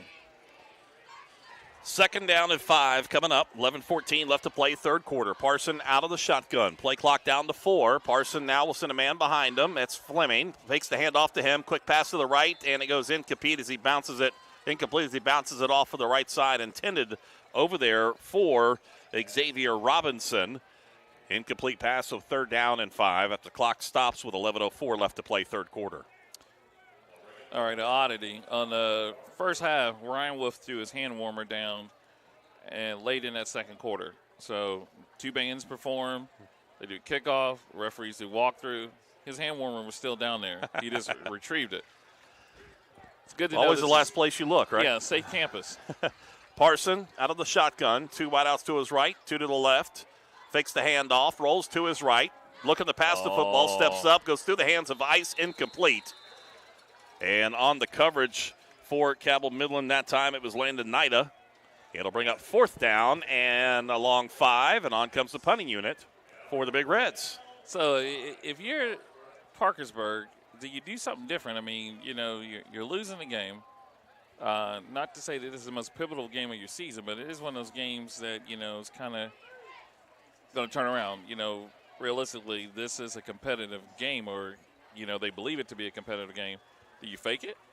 Not this far back deep, but you're going to have to pull down the high snap for Stanley as he gets rid of the football. End over end. Branch is just going to let it roll this time. They clear out. Takes a bounce and hits at about the 42 and finally rolls dead at about the 39-yard line. So 1st and 10, pretty decent field position for Cabell Midland to start things off on their first drive of the second half. And I got to tell you, the best thing about the defensive series for Midland was that no bad penalties to extend that drive. Didn't give up anything on that one. They listened to what Coach was saying at halftime. 1st and 10 for Cabell Midland. Going from left to right this time. Bowen brings the play call in.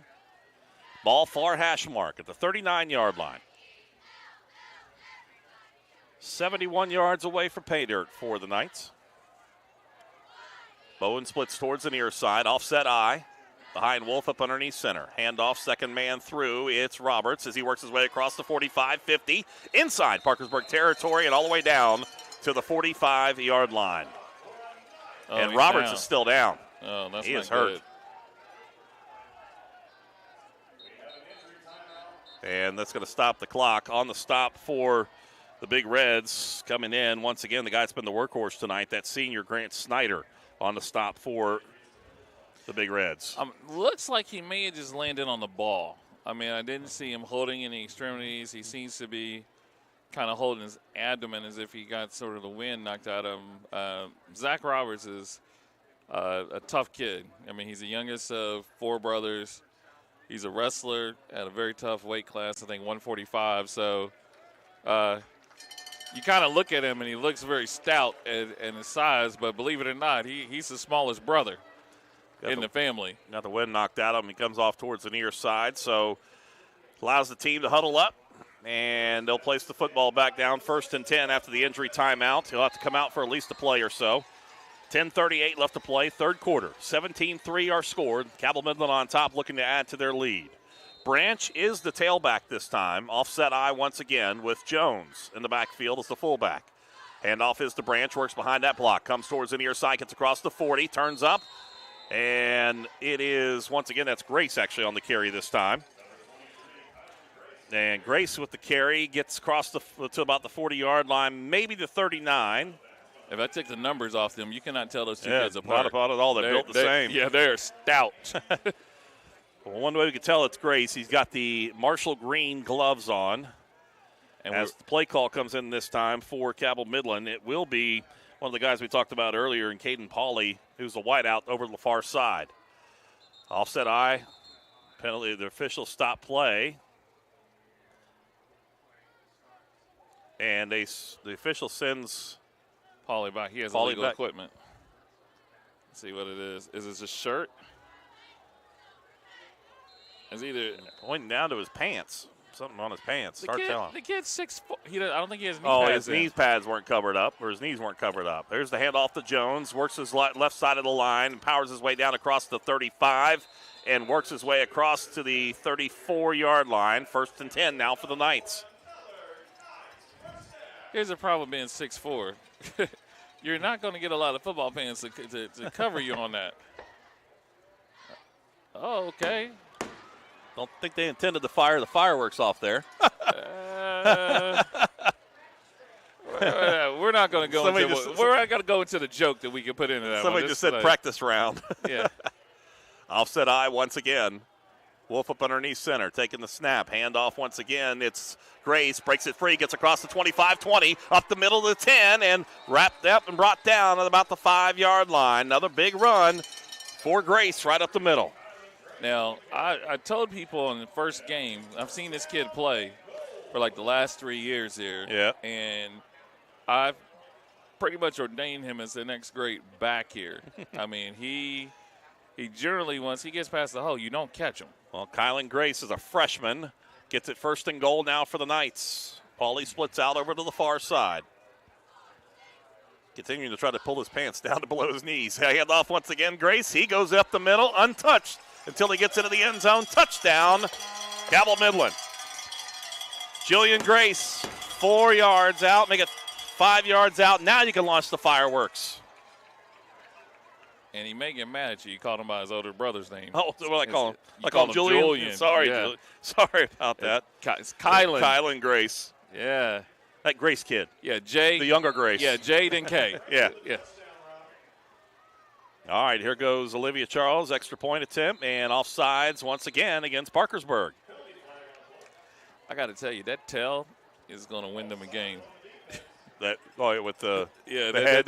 That tell is going to win them a game. He's Yeah. going to change the count at one day where they really need it. He's going to get a first He needs down. to have that one hesitation, that one little head fake. Turn that head back quick and hold it. Because as soon as he turns the head back, they start running from the edge. South Charleston did that last week too. Here goes Charles. Here's a snap. Kick is up, and it is good. Good. Libby Charles connects. It is 24-3, 9:11 left to play. Third quarter, 60-second break right here on 97.9 The River. The Marshall Sports Medicine. New and convenient way for you to save. Introducing Clip and Save digital coupons. Just go to your local food fair, sign up for Cart Cash, then set up an online shopping account at foodfairmarkets.com, and you're ready to start clipping. Use your food fair app while shopping and clip your item right there in the store. Your savings will be applied as you check out. It's quick, easy, and convenient. Save on all your favorite items with Clip and Save digital coupons. Food Fair, where convenience and quality meet. Looking for fair prices, professional service, and the most customer-friendly shop in the tri-state? Then Freedom Gun & Pawn in Lavalette is your kind of place. Freedom Gun & Pawn has the best selection of new, pre-owned, and vintage firearms, plus a large stock of ammo and accessories. Freedom Gun & Pawn is everything you want in a gun and pawn shop. Freedom Gun & Pawn, proud to support our local high schools and communities. Across from Food Fair in Lavalette, online at freedomgunandpawn.com. 9:11 left to play here, 24-3 in this third quarter. Cabell Midland extending their lead over the Big Reds. Olivia Charles with a sky kick coming towards the near side. Stanley's going to let it bounce. The Knights are going to come up with it as it bounces around, and it will be Alex Smith that comes up with it. And that's where you just sort of lose focus for just 1 second. And that was actually Fleming on the near side. Also, Stanley was over here, and they just let it bounce. That's a live ball for the kicking team, and the Knights come away with it with a chance to add more to the lead. And I got to tell you, we're listening. We can hear Parkersburg's radio, and you hear these guys just saying, "Oh no," when they saw that ball bounce. The situation that you have here is that this could be the death blow. 6 plays, a 71-yard drive, last drive for the Knights, capped off with that 5-yard touchdown run there by Kylan Grace. Jones, single setback this time for the Knights. And now, are they sending him off to the sideline now? Bowen comes off towards the near side. Equipment failure. His knees aren't covered either. Saying his knees. Wow. Now, Coach Twan is not going to be happy over there. He's talking to him. All right, Jones a single setback. Wolf up underneath center. Handoff is to Jones, left side. Nice step to the left. He works his way down across the 30, wrapped up and brought down at the 28-yard line. Picks up, be about 2 yards shy of the first down. Second down and 8 coming up now. Second down and 2 coming up for the Knights. Branch will come off towards the near side. Pauly gets the play call.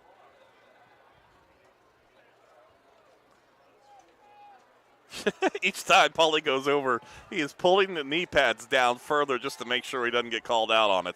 Here's the run coming towards the near side. Once again, it's Grace on the jet sweep. Grace still on his feet, spins around, works his way down to the 25-yard line. Good enough for the first down to move the chains for Cabell Midland.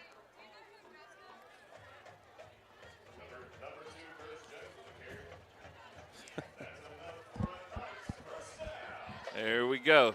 All right, so you're playing with house money right now if you're Midland. You want to keep the clock going. You want to score.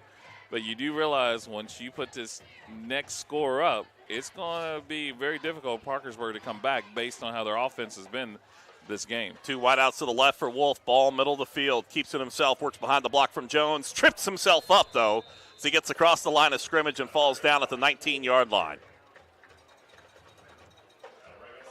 So Wolf on the carry, Wolf on the stop too, because he got his feet tripped up, I think, a little bit with Jones there as he came across that 20-yard line. So what impact does it have with the temperature dropping? You know, we know that this particular field, the way this school was designed and what this particular property was before the school was here, that when it gets sort of like it is now, the field does get wet, the bleachers get wet.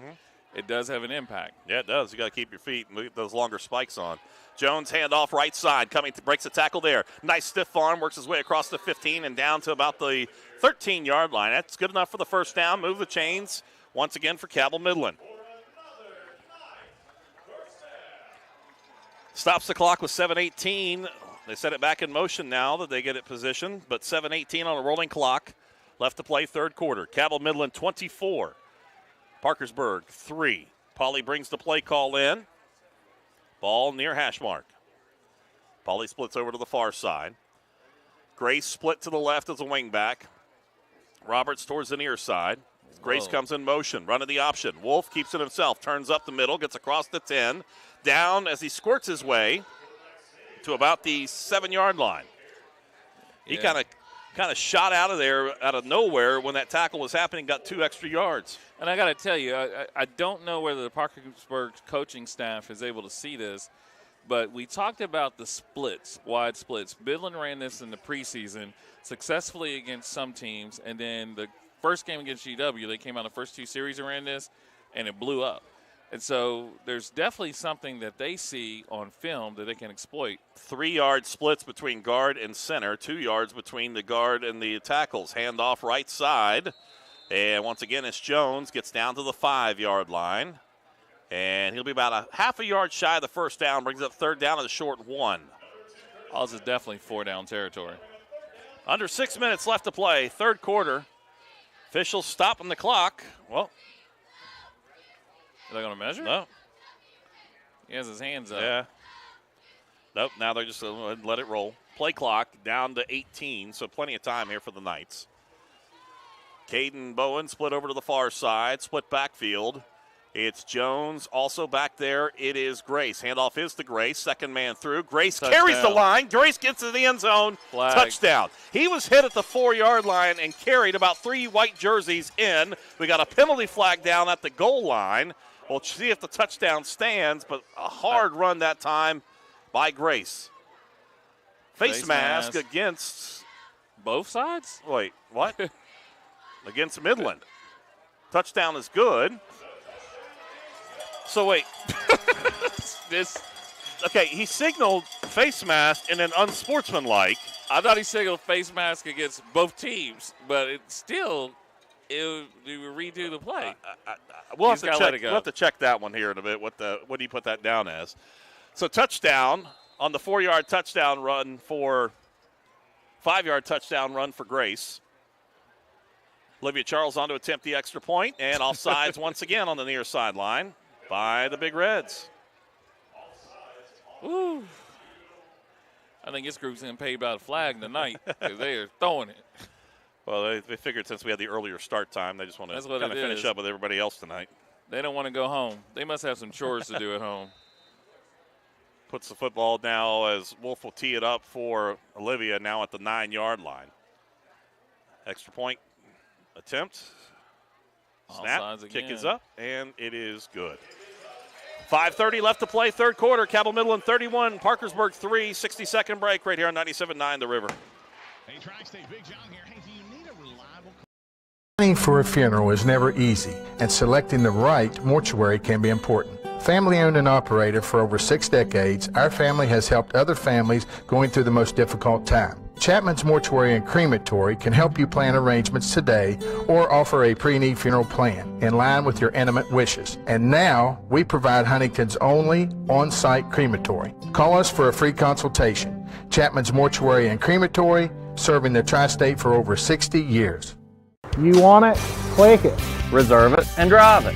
Buy it at Thornhill. Buy it at Thornhill. Buy it at Thornhill. That's right. Getting your new vehicle just got easier. Visit any of our 6 locations and get a personalized experience in preferencing your next new vehicle. Tag one of our pre-built invoices. Or let's customize your exact features with our easy built-to-order process. All we have to offer with shopping ease at ThornhillAutomotive.com. Tag your new ride. Tag your new ride. Tag your new ride. Tag your new ride on the Thornhill Motor Mile. Well, we're trying to still ascertain a little bit here on what happened. So it was a face mask against Parkersburg. Okay. So that's the call. They moved the penalty up to the 45-yard line, so the Knights will kick off from there. So the penalty was not against Midland. It was against Parkersburg. Okay. So now we get it straight. Yeah, so he was just pointing in whichever way he could.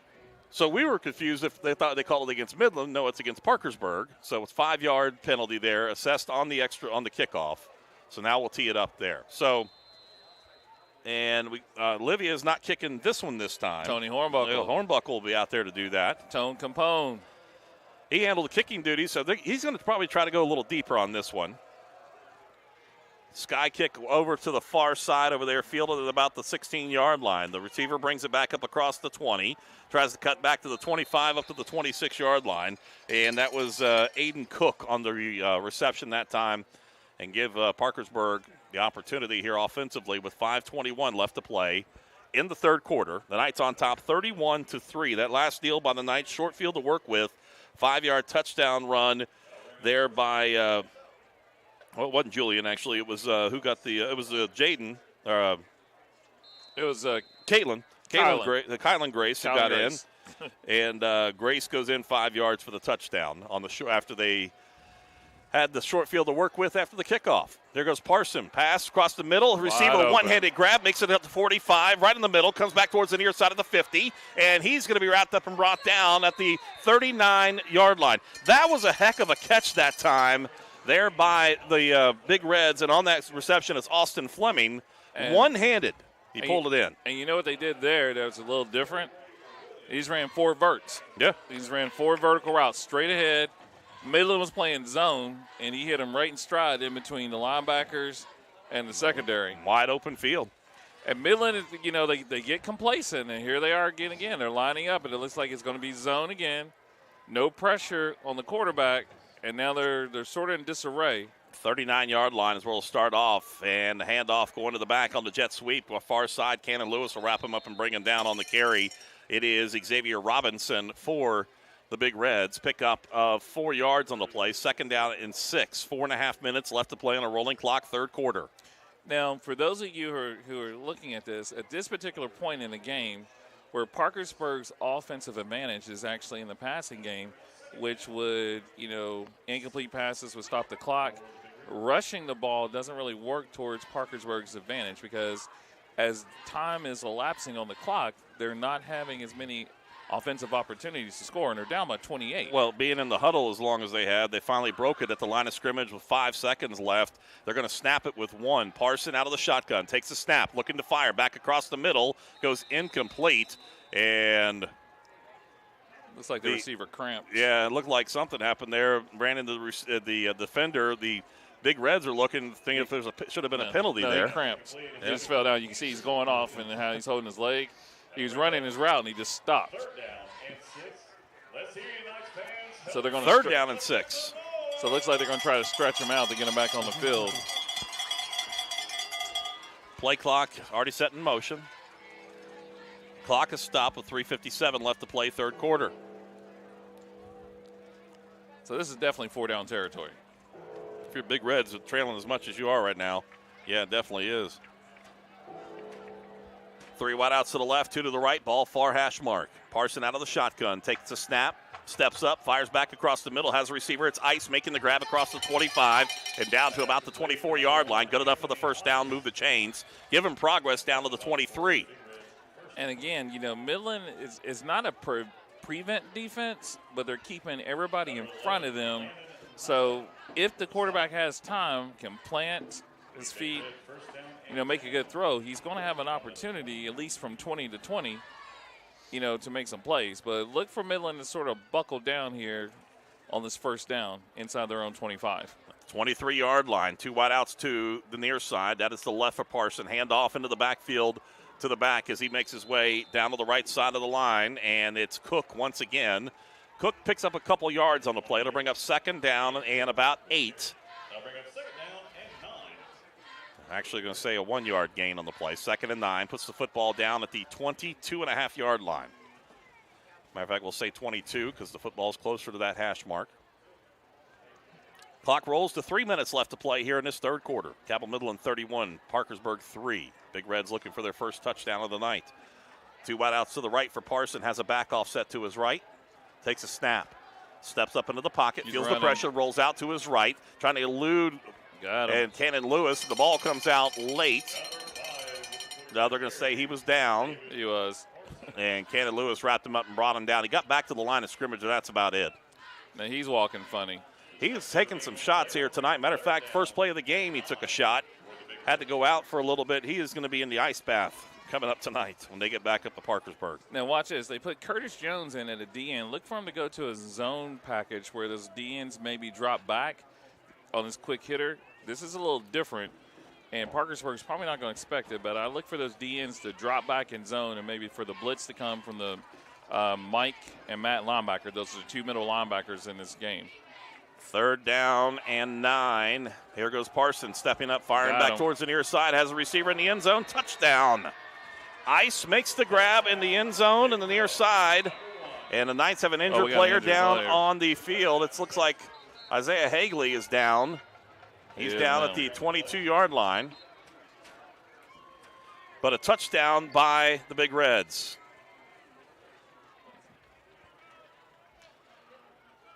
A 22-yard touchdown pass from Parson to Anthony Ice, the junior.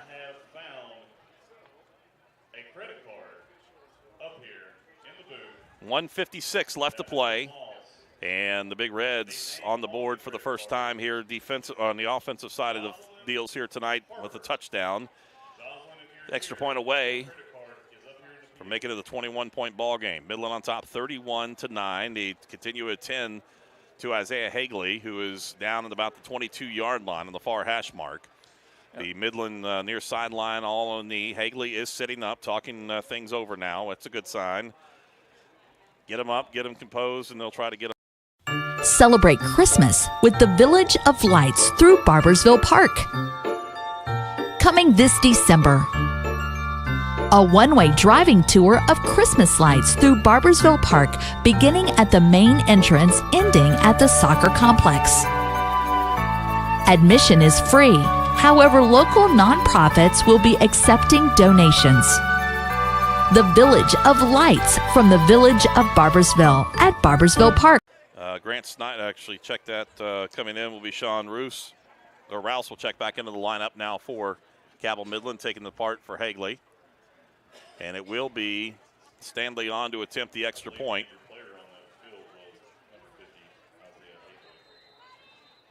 Minute 56 left to play in this third quarter. Cabell Midland 31, Parkersburg 9. Extra point away here from Stanley. Usually automatic on his extra points. Boots it all the way across I-64 this time. So 31-10 our score. Under 2 minutes left to play third quarter. 60-second break right here on 97.9 The River. In 1967. Hey Google, can you order me a McDonald's Happy Meal, please? A Happy Meal is a form of kids' meal sold at the fast food restaurant chain McDonald's since June 1979. I already know that. You know so much. I admire that. Hey Google, I'm waiting for my Happy Meal. Happy Meal? I'm not sure. I like a girl toy in my Happy Meal, chicken McNuggets, Go-Gurt, and an apple juice. Sorry, I don't know how to help with that yet. Mom!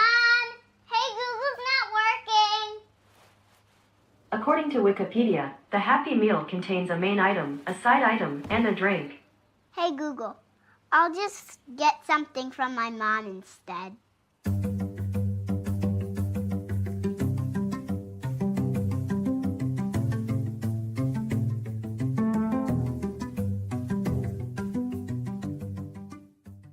Weekday afternoons right here on 97.9 The River. After the touchdown pass of 22 yards between Parson and Ice, it was a extra point by Stanley is good. He's going to boot this one out of the back of the end zone. The Knights will start things off at their own 20-yard line with 1:56 left to play. Third quarter, Cabell Midland 31, Parkersburg 10. The Big Reds able to throw the football around a little bit here in this second half. We'll see if the Knights can respond here.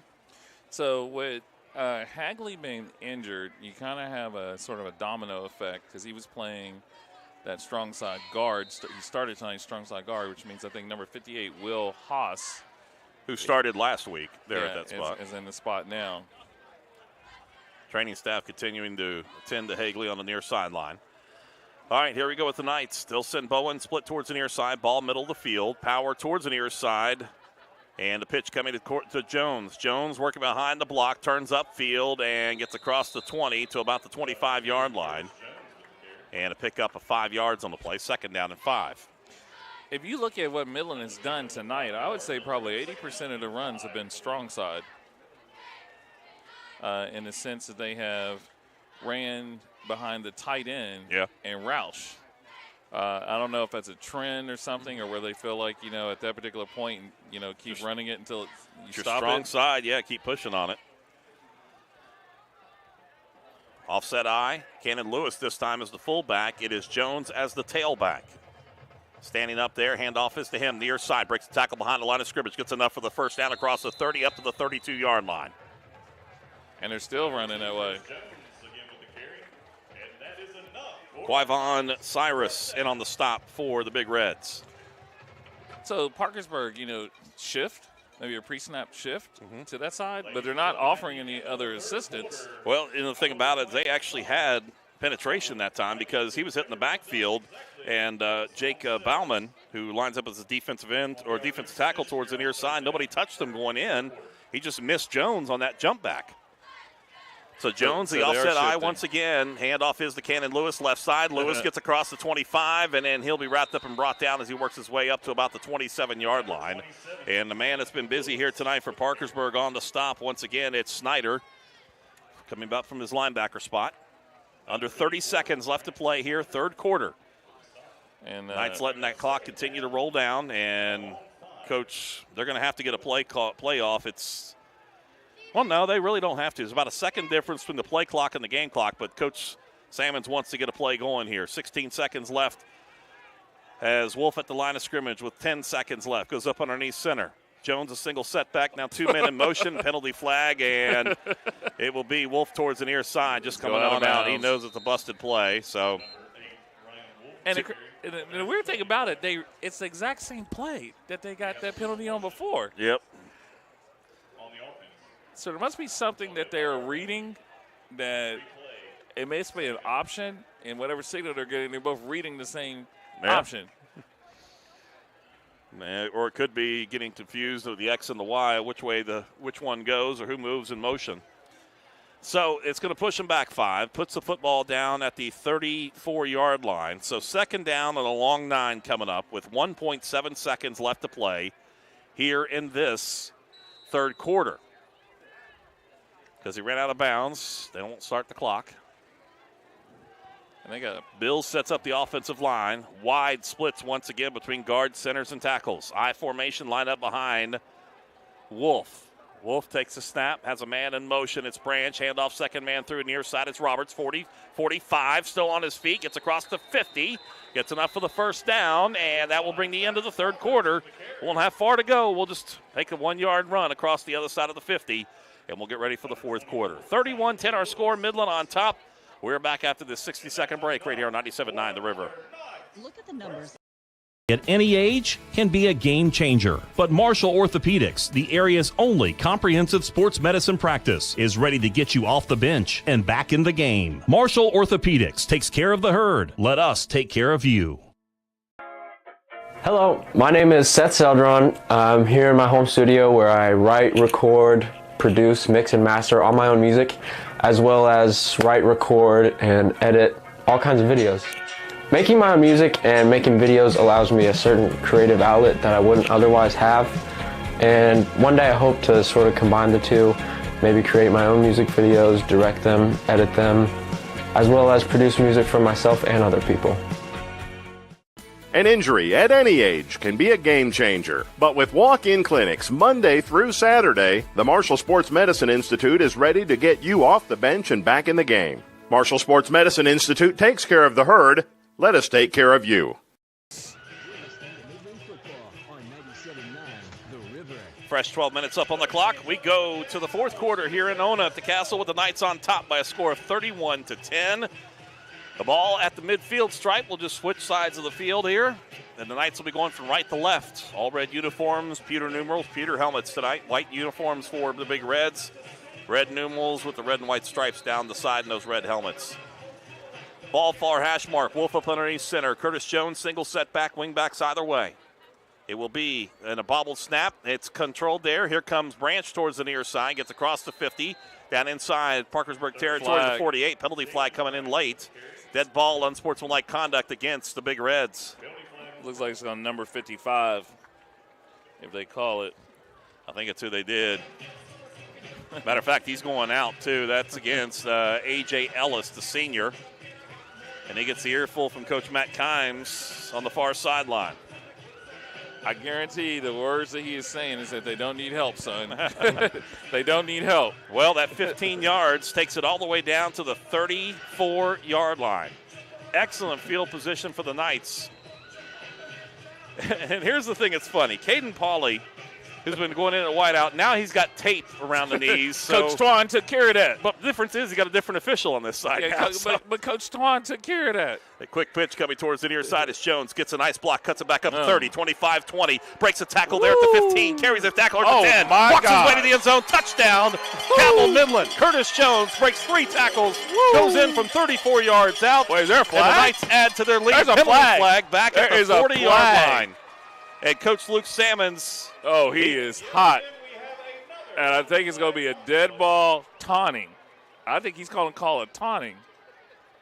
And if he calls this taunting, they're going to lose their mind. Legal shift. A legal shift. They're going to say he went towards the line of scrimmage, and Coach Salmons is saying he is just sidestepping. He's staying along the line. But they're going to negate the touchdown. They're going to say an illegal shift coming back from the official. And Coach Luke Salmons is livid on the near sideline. None of these officials line dance. It was past their time. The only line dance they did was the hokey pokey. But I'm negating what was a beautiful run. Oh, look, that's going on a highlight film, flag and all. Like he didn't. It wasn't his penalty. We'll see if Jones can do it again. Football at the 39. Quick pitch to Jones. Turns upfield. Gets across the 40, gosh. 35, 30. Breaks another tackle to 25. Brought down at the 21-yard line. You know, that's a 13-yard pickup. Sorry, Kent. 14-yard pickup. Good enough for the first down. You know, this is probably the most fluid Jones has looked. I mean, this season. I mean, and it helps that, you know, you have all these different stablemates. But, I mean, as far as a pure runner, yeah, I mean, his form is excellent. And I think in any other offense, he would probably be a tailback. But in this one, you know, the fullback is the featured runner. And he's 6'2", 215, and solid. He has got, and he's only a junior, which is great. Quick pitch going to Jones. Right side, waiting for the blocks to develop. Smart play, gets across the 20, cuts back inside. Penalty flag on the far sideline as Jones gets down to the 15. We got 2 penalty flags over on the far side. Holding call against the Knights. Here's the funny thing about it. Bowen was giving up. The wide receiver on the side was giving up, so he fell down, and he got up and held again.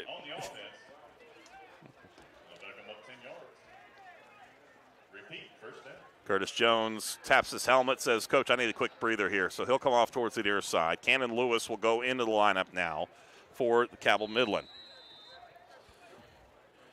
Kylan Grace is out there. They're still short a player. And here comes Bowen, brings the play call in. Puts the football back at the 29-yard line. First and 18 coming up for the Knights. 10.5 minutes left to play in regulation. 2 wideouts near side. Cannon Lewis, a single setback. Wolf up underneath center. Handoff is to Lewis. Near side. Gets across the 30. 25. Carries a tackler with him down to the 22-yard line. Man, that kid's got some liberties put on him. And the stop that time by Zane Lewis for the Big Reds. And there's an injured Big Red player on the field now at the 25-yard line. And we'll check the the player here in just a minute as the training staff will come out and check to him. 10:18 left to play here in this fourth quarter. Midland 31, Parkersburg 10. We're back after this 30-second, make it a 30-second timeout right here on 97.9 The River. Little General Stores. Number 4. Celebrate Christmas with the Village of Lights through Barbersville Park. Coming this December, a one-way driving tour of Christmas lights through Barbersville Park, beginning at the main entrance, ending at the soccer complex. Admission is free. However, local nonprofits will be accepting donations. The Village of Lights from the Village of Barbersville at Barbersville Park. 10:18 left to play. Here in regulation, it is Cabell Midland 31, Parkersburg 10. Injured player on the field for the Big Reds. And they continue to attend to him out at the 25-yard line. The training staff, coaching staff out there with him. 2nd down and 10 coming up for the Knights as they continue to attend the player. I believe that is out there. Number 12. Yeah, that is Mason Siren. As he is down there on the turf, they continue to work with him. Don't forget to join us next week. We've got Midland football here as the Knights welcome in Oak Hill to the Castle. And I think I heard him say it's a green out night. So it is. And it's actually going to be kind of special here. One of Midland's probably greatest players, number 45, Jacob Cottle, unfortunately suffered an accident this summer, which resulted in him being hospitalized. So in honor of his miraculous recovery, the last report that we received from his family indicated that he was progressing, nothing short of a miracle, as they projected. They're doing a green out, which is, I guess, the color of hope. That was what they were using when he was hospitalized. So it'll be kind of an odd situation because, I was thinking maybe black and blue would be the colors because he used to be a bruising. Chris Tatum coined the phrase "thump back" when Cottle ran, so he will be an honorary captain, and it's going to be a wonderful game. Siren Mason able to go off on the side, but he was not putting any pressure at all on the right leg, so they carried him off to the far side. Split backfield on the offset eye.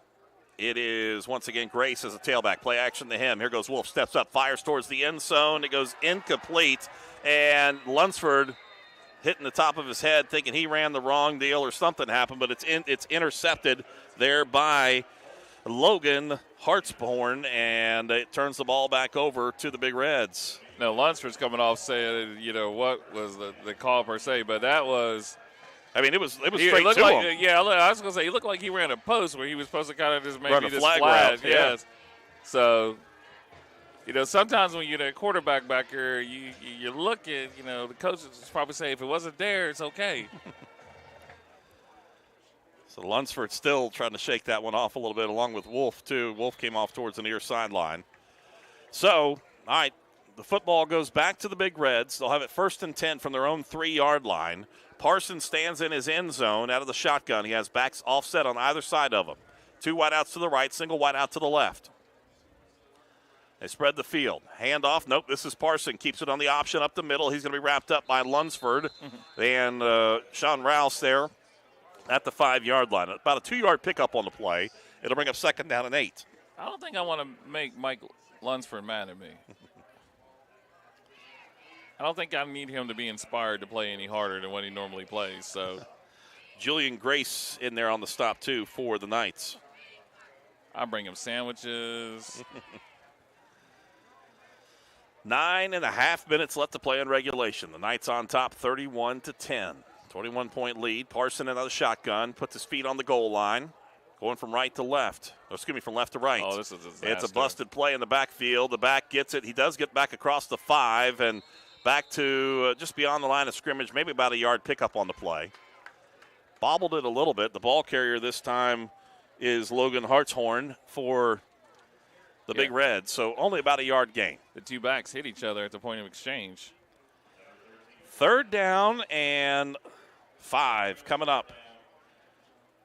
And the Knights could get – the thing is, though, when you have a guy like Casey Stanley who has got a thunder foot, he can help you out when you're deep in your end zone like this, especially with his punting foot. Oh, so they're going straight verts. There's a vertical down the hatch. Parson out of the shotgun. That's a back offset to the left, 2 wideouts left, single wideout to the right. He's looked to his right, looking to pass the football. He gets the receiver, makes the grab at Stanley, turns back up across the 20, enough for the first down.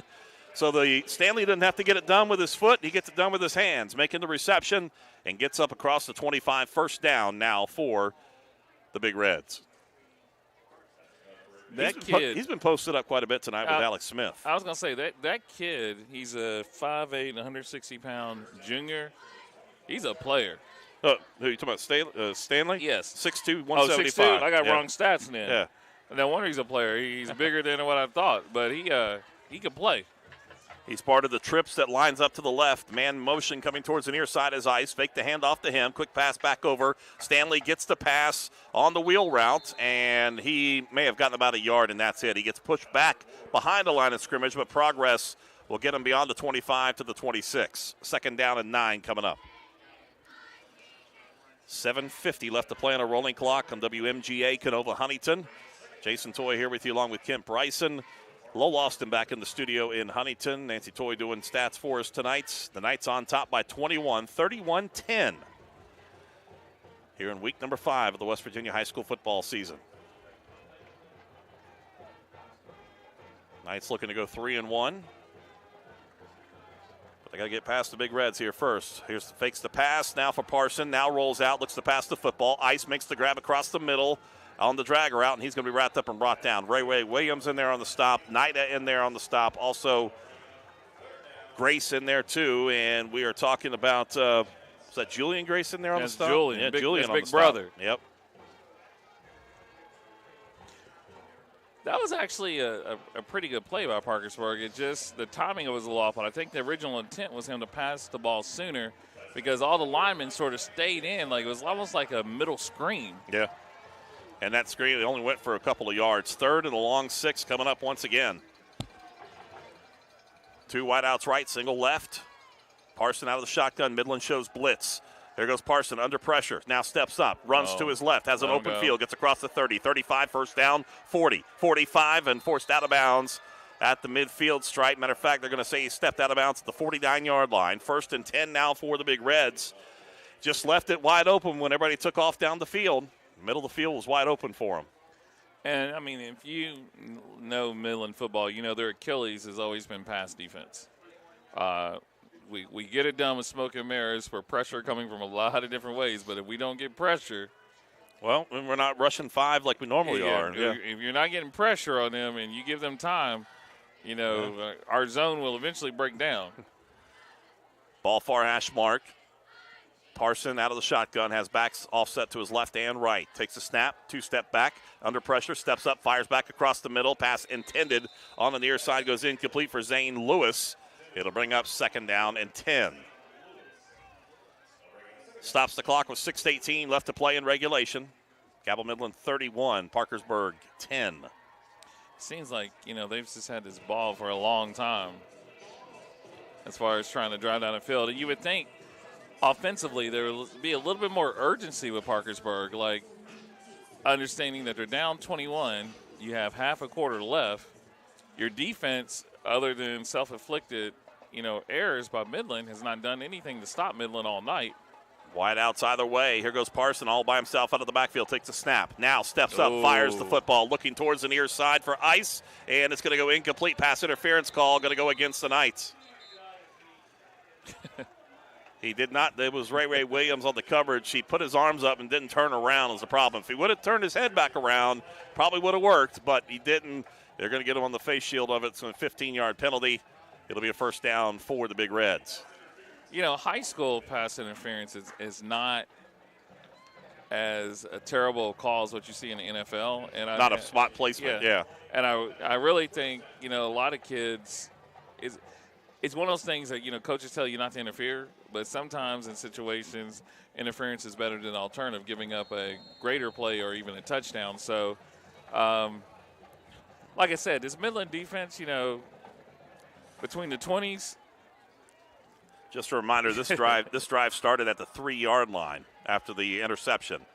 Parson out of the shotgun, backs on either side of him once again. He'll send a man in motion towards the near side, and here goes Parson. Quick pass across the middle. It's the receiver making the grab as he comes out of the backfield. It's Austin Fleming, and Fleming's there on the reception, 10 yards, first down. Nida on the stop for the Knights. 6:01 left to play, and Parkersburg just marching down the field here. Taking their time, but they're marching down the field. With this drive, it started at the 3-yard line for the Big Reds.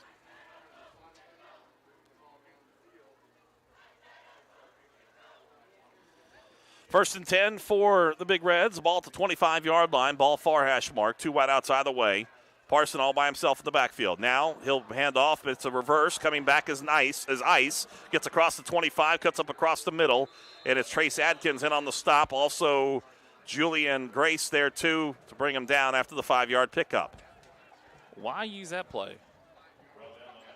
I mean, they've had success pushing the ball down the field on the pass, so why not?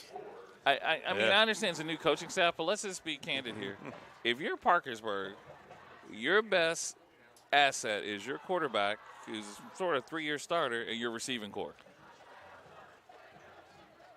Parson out of the shotgun. Hartshorn offset and a timeout. Midland? Timeout taken by Cabell Midland. Breaking the action, we'll step aside ourselves. 4:55 left to play. 31-10, Midland on top. We're back after this 30-second timeout right here on 97.9 The River. In Federal, our low down payment mortgage just got lower. We are delighted to announce a new 5% down, no PMI option that lets you receive the keys to your dream home. We have online ways to apply, and you can even obtain pre-approval within minutes. With convenient locations in Huntington, Barbersville, and Tays Valley, we have a branch near you. Let us make your homeownership dreams come true with a low down payment mortgage today. Huntington Federal. Local then, local now. My Town Truck and RV of South Point. He's been here 3 times. 4:55 left to play. In regulation, Cabell Midland on top 31-10 out of the timeout taken by the Knights. Defensive side of the football. This is a drive that started back at the 3-yard line for the Big Reds. Out of the huddle, out of the timeout. It's 3 wideouts to the right, wide side of the field for Parson out of the shotgun. He has a back offset to his left. That's Hartshorn.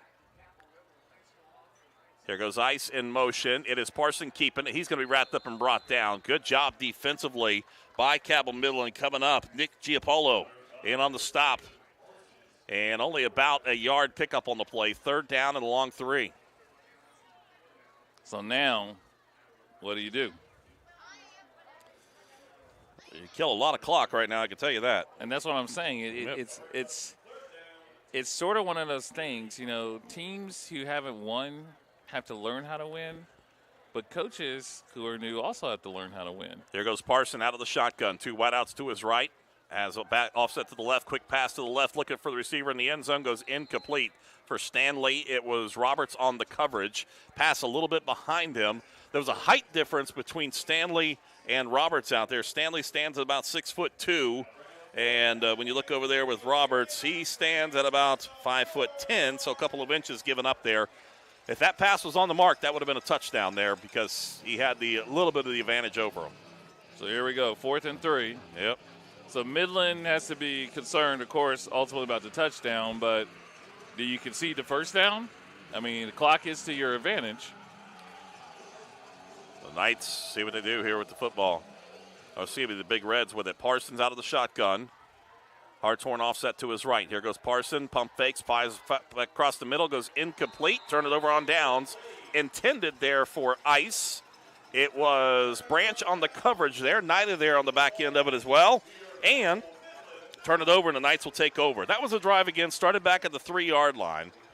I think it took it's probably about 10 minutes. So it was about a 6-minute drive. Yeah, that was a long drive on that one. All right, go ahead. And I was going to say, that's where your quarterback, when we were talking about that, he did not understand the situation.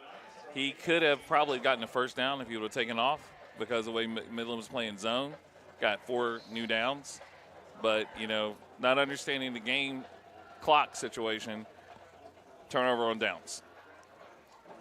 The Knights with the football. Offset eye. going from right to left. The ball at the 18-yard line, busted play. Wolf's going to spin around, trying to make something out of nothing. Still trying to work his way out. Gets to the right side, still on his feet. And his progress is going to be stopped there as he works his way up to about the 24-yard line. He spun around and was like, uh-oh, there's nobody here to hand the ball off to. So he rolled back to his right and just carried a few more defenders with him.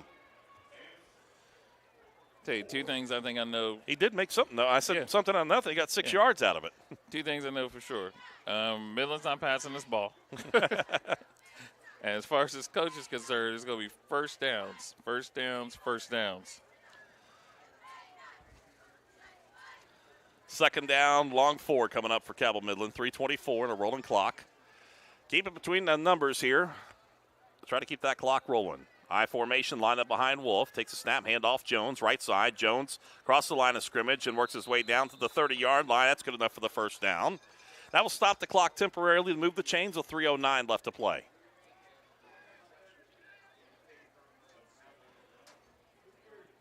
Counting the miracle here. The Knights look like they're on their way to win number 3 on the season. And like I said, looking forward to facing Oak Hill next week here at the Castle. You won't be here. I'll be watching. Believe me, I will be watching. All right, here we go. And 2 men in motion once again. False start against the Knights. They'll push him back, stops the clock. Things to work on, tweak on a little bit here as you head into the next week. Well, I tell you, one of the things I think we have, each of these kids plays a certain position, and they've been very interchangeable in that backfield over the last 2 weeks. So kids here are playing, back 2 or now playing back 3.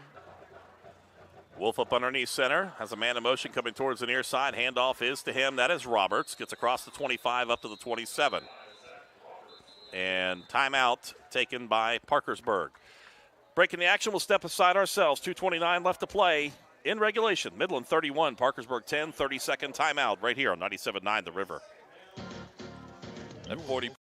Our low down payment mortgage just got lower. We are delighted to announce a new 5% down, no PMI option that lets you receive the keys to your dream home. We have online ways to apply, and you can even obtain pre-approval within minutes. With convenient locations in Huntington, Barboursville, and Tays Valley, we have a branch near you. Let us make your homeownership dreams come true with a low down payment mortgage today. Huntington Federal. Local then, local now.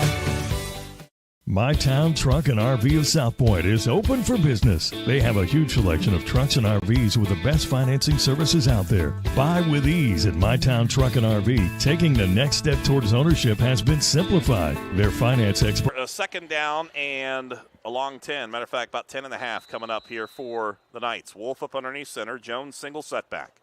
Ball near hash mark. Wide outs either way. Branch goes in motion. Wolf runs the option towards the near side, pitches it over to Branch. Gets up across the 35, still on his feet. Powered his way down to close to the 40-yard line. He'll be about half a yard to a yard shy of the first down. It'll bring up 3rd down and 1, but he keeps it between the numbers and keeps the clock rolling. So I'll take a timeout at 2:30, but not take a timeout at 2:10.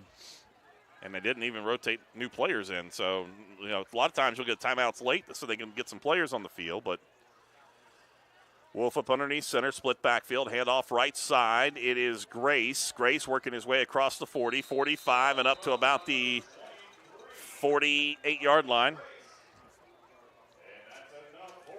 Kylan Grace, another first down. He's been a strong runner here tonight.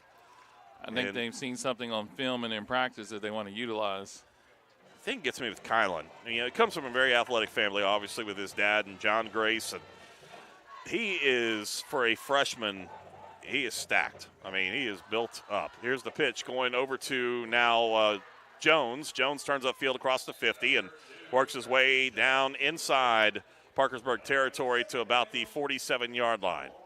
Got a player slow getting up for the Big Reds. And he's still down on the turf as the training staff comes to his attention at the 48-yard line, and they are going to help him up now. I'll tell you, we talked about this at halftime, and I think it bears mentioning. The second half of this game was a whole lot cleaner than the first half. Cleaned up a lot of mistakes. There were not a lot of self-inflicted penalties. Yes. And there was a couple of penalties that were kind of questionable, like at illegal, I think it was at illegal shift that took the Jones touchdown off the board. But you didn't have the personal fouls. You didn't have the offsides. You didn't have a lot of the things, false starts. Well, Jones comes out. Cannon Lewis back in the backfield. And the handoff, actually, no, Wolf will keep it himself. Runs the option towards the near side. Turns upfield 45-40. Nice stiff arm as he goes out of bounds on the near side. He got enough for the first down and stops the clock with 48.1 seconds left to play in regulation. And that should be about it. Let's see if Coach Sammons decides to take a couple of knees here. Get ready to close it out. It ain't looking that way. It should be that way. But it ain't looking that way. Here they go. 38-yard line. Let's see if they go with the victory formation. Yeah. And nope, they're not. They're going to spread the field. Maybe one more play. Wide outside the way. Knee. Lewis single setback. Wolf takes a snap. Hand off to Lewis up the middle. Lowers his shoulder. 35-30 and powers his way down to about the 28-yard line. Let's see what Pick up of 9 on the play. 2nd down and 1 still to come, and it's 35 seconds left to play in regulation. I think this is it. They're going to spread the field again. Lewis single setback. Wolf up underneath center. Send a man in motion. Handoff, pitch over to Grace. Grace turns upfield. He'll be stood up and stopped. That's the reason why you right don't there do at the that. 30-yard line, and that's going to be about it. 17 seconds left, and they'll let the clock continue to roll down, and the Knights will come away with a 31-10 victory here over Parkersburg. No need to run another play. The Knights improved to 3-1 on the season. Big Reds fall to 2-2 on the season with a big 31-10 victory over Parkersburg. Post-game report coming up next, right here on 97.9 The River. All right, Lowell, talk to me. How long? Celebrate Christmas with the Village of Lights through Barbersville Park. Coming this December, a one-way driving tour of Christmas lights through Barbersville Park, beginning at the main entrance, ending at the soccer complex. Admission is free. However, local nonprofits will be accepting donations. The Village of Lights from the Village of Barbersville at Barbersville Park. Lowell, make it a 3-minute break and we'll be done, right? All right, 3 minutes. Make this break 3. All right, The spirit of competition. You see it throughout the community. Friends and neighbors challenging themselves in whatever they do. Giving it their all. Since 1901, Putnam County Bank is right there with you, competing for your business, stepping up for our community, and moving our region forward. That's why Putnam County Bank is proud to be your hometown bank, making our community stronger, all while striving to be the best, helping you develop and grow. That's the goal of Putnam County Bank. Going out? Hungry? Have kids? Looking for a fun, casual joint? Then Roosters at Pullman Square in Huntington is the place to be. Bring the kids 12 and under on Tuesdays, and they eat for just 99 cents all day long. That's right, an entree, 2 sides, and a drink for less than $1. Plus, Tuesday at Roosters means a featured appetizer all day for just $2. Roosters will lighten your mood and not your wallet. And you can always enjoy your favorite sports on Roosters 40 TVs. Roosters at Pullman Square in Huntington, a fun, casual joint. You want it? Click it. Reserve it and drive it. Buy it at Thornhill. Buy it at Thornhill. Buy it at Thornhill. That's right. Getting your new vehicle just got easier. Visit any of our 6 locations and get a personalized experience in preferencing your next new vehicle. Tag one of our pre-built invoices. Or let's customize your exact features with our easy built-to-order process. All we have to offer with shopping ease at ThornhillAutomotive.com. Tag your new ride. Tag your new ride. Tag your new ride. Tag your new ride on the Thornhill Motor Mile. Dear West Virginia, are you craving new adventures? Need to get back to business? Or just ready to reconnect with the world again? Let Yeager Airport take you there with a safe and easy travel experience. Convenient covered parking within walking distance of the terminal, and short check-in and security lines. Yeager Airport is one of the most passenger-friendly airports in the country. Fly CRW, West Virginia's premier airport. Wrap and get out. Specializes in equipment rental, including construction, heaters, and more, and repairs and services anything they sell. Bridgeport Equipment, online at bridgeportequip.com. Bridgeport Equipment says go Knights. This is Cabell Midland football on 97.9 The River. 31-10 final score here tonight. Cabell Midland picking up the victory over the Parkersburg Big Reds. They'll be back in action again next week right here on 97.9 The River, coming your way 6:30 p.m. with a pregame show. We're going to hear from the head coach as they take on the Oak Hill Red Devils, right? Red Devils still, right? So we'll play. Oak Hill comes to town next week, so we'll have that for you right here on 97.9 The River. Kent Bryson here with me. Kent, real quick before we wrap it up on the night. Wasn't a perfect night for Cabell Midland, but a much better second half when it came to the penalties, and they came away with another big win here over Big Reds, and that's 11 straight victories over Parkersburg. I tell you, it's just like Thanksgiving. You go home, you have a comfortable meal, you feel good, and everybody can go home and go to sleep. Yeah, that's a great thing. And you had a few bumps and bruises here tonight. Hopefully not too much, and hopefully get everybody back again for next week. So for those of you that are watching on our Kindred Digital Marshall Orthopedics High School broadcast tonight, powered by and fueled by your neighborhood Parmar stores, we have got, we'll be back with you again next week here from the Castle, again at 6:30 with the 7 o'clock kickoff. So, folks, thanks a lot for tuning in tonight. Big night for the Knights. A lot of, as a matter of fact, a couple of players over 100 yards rushing tonight as Cabell Midland comes away with the victory over the Parkersburg Big Reds by a score of 31-10. For Nancy Toy, our statistician, Lowell Austin, our producer back in the studio, and for Kent Bryson, my man, I'm Jason Toy, saying once again our final score, Cabell Midland 31, Parkersburg 10. Have a great night, everybody, and a safe weekend. We'll talk to you next week on Midland Football on 97.9 The River.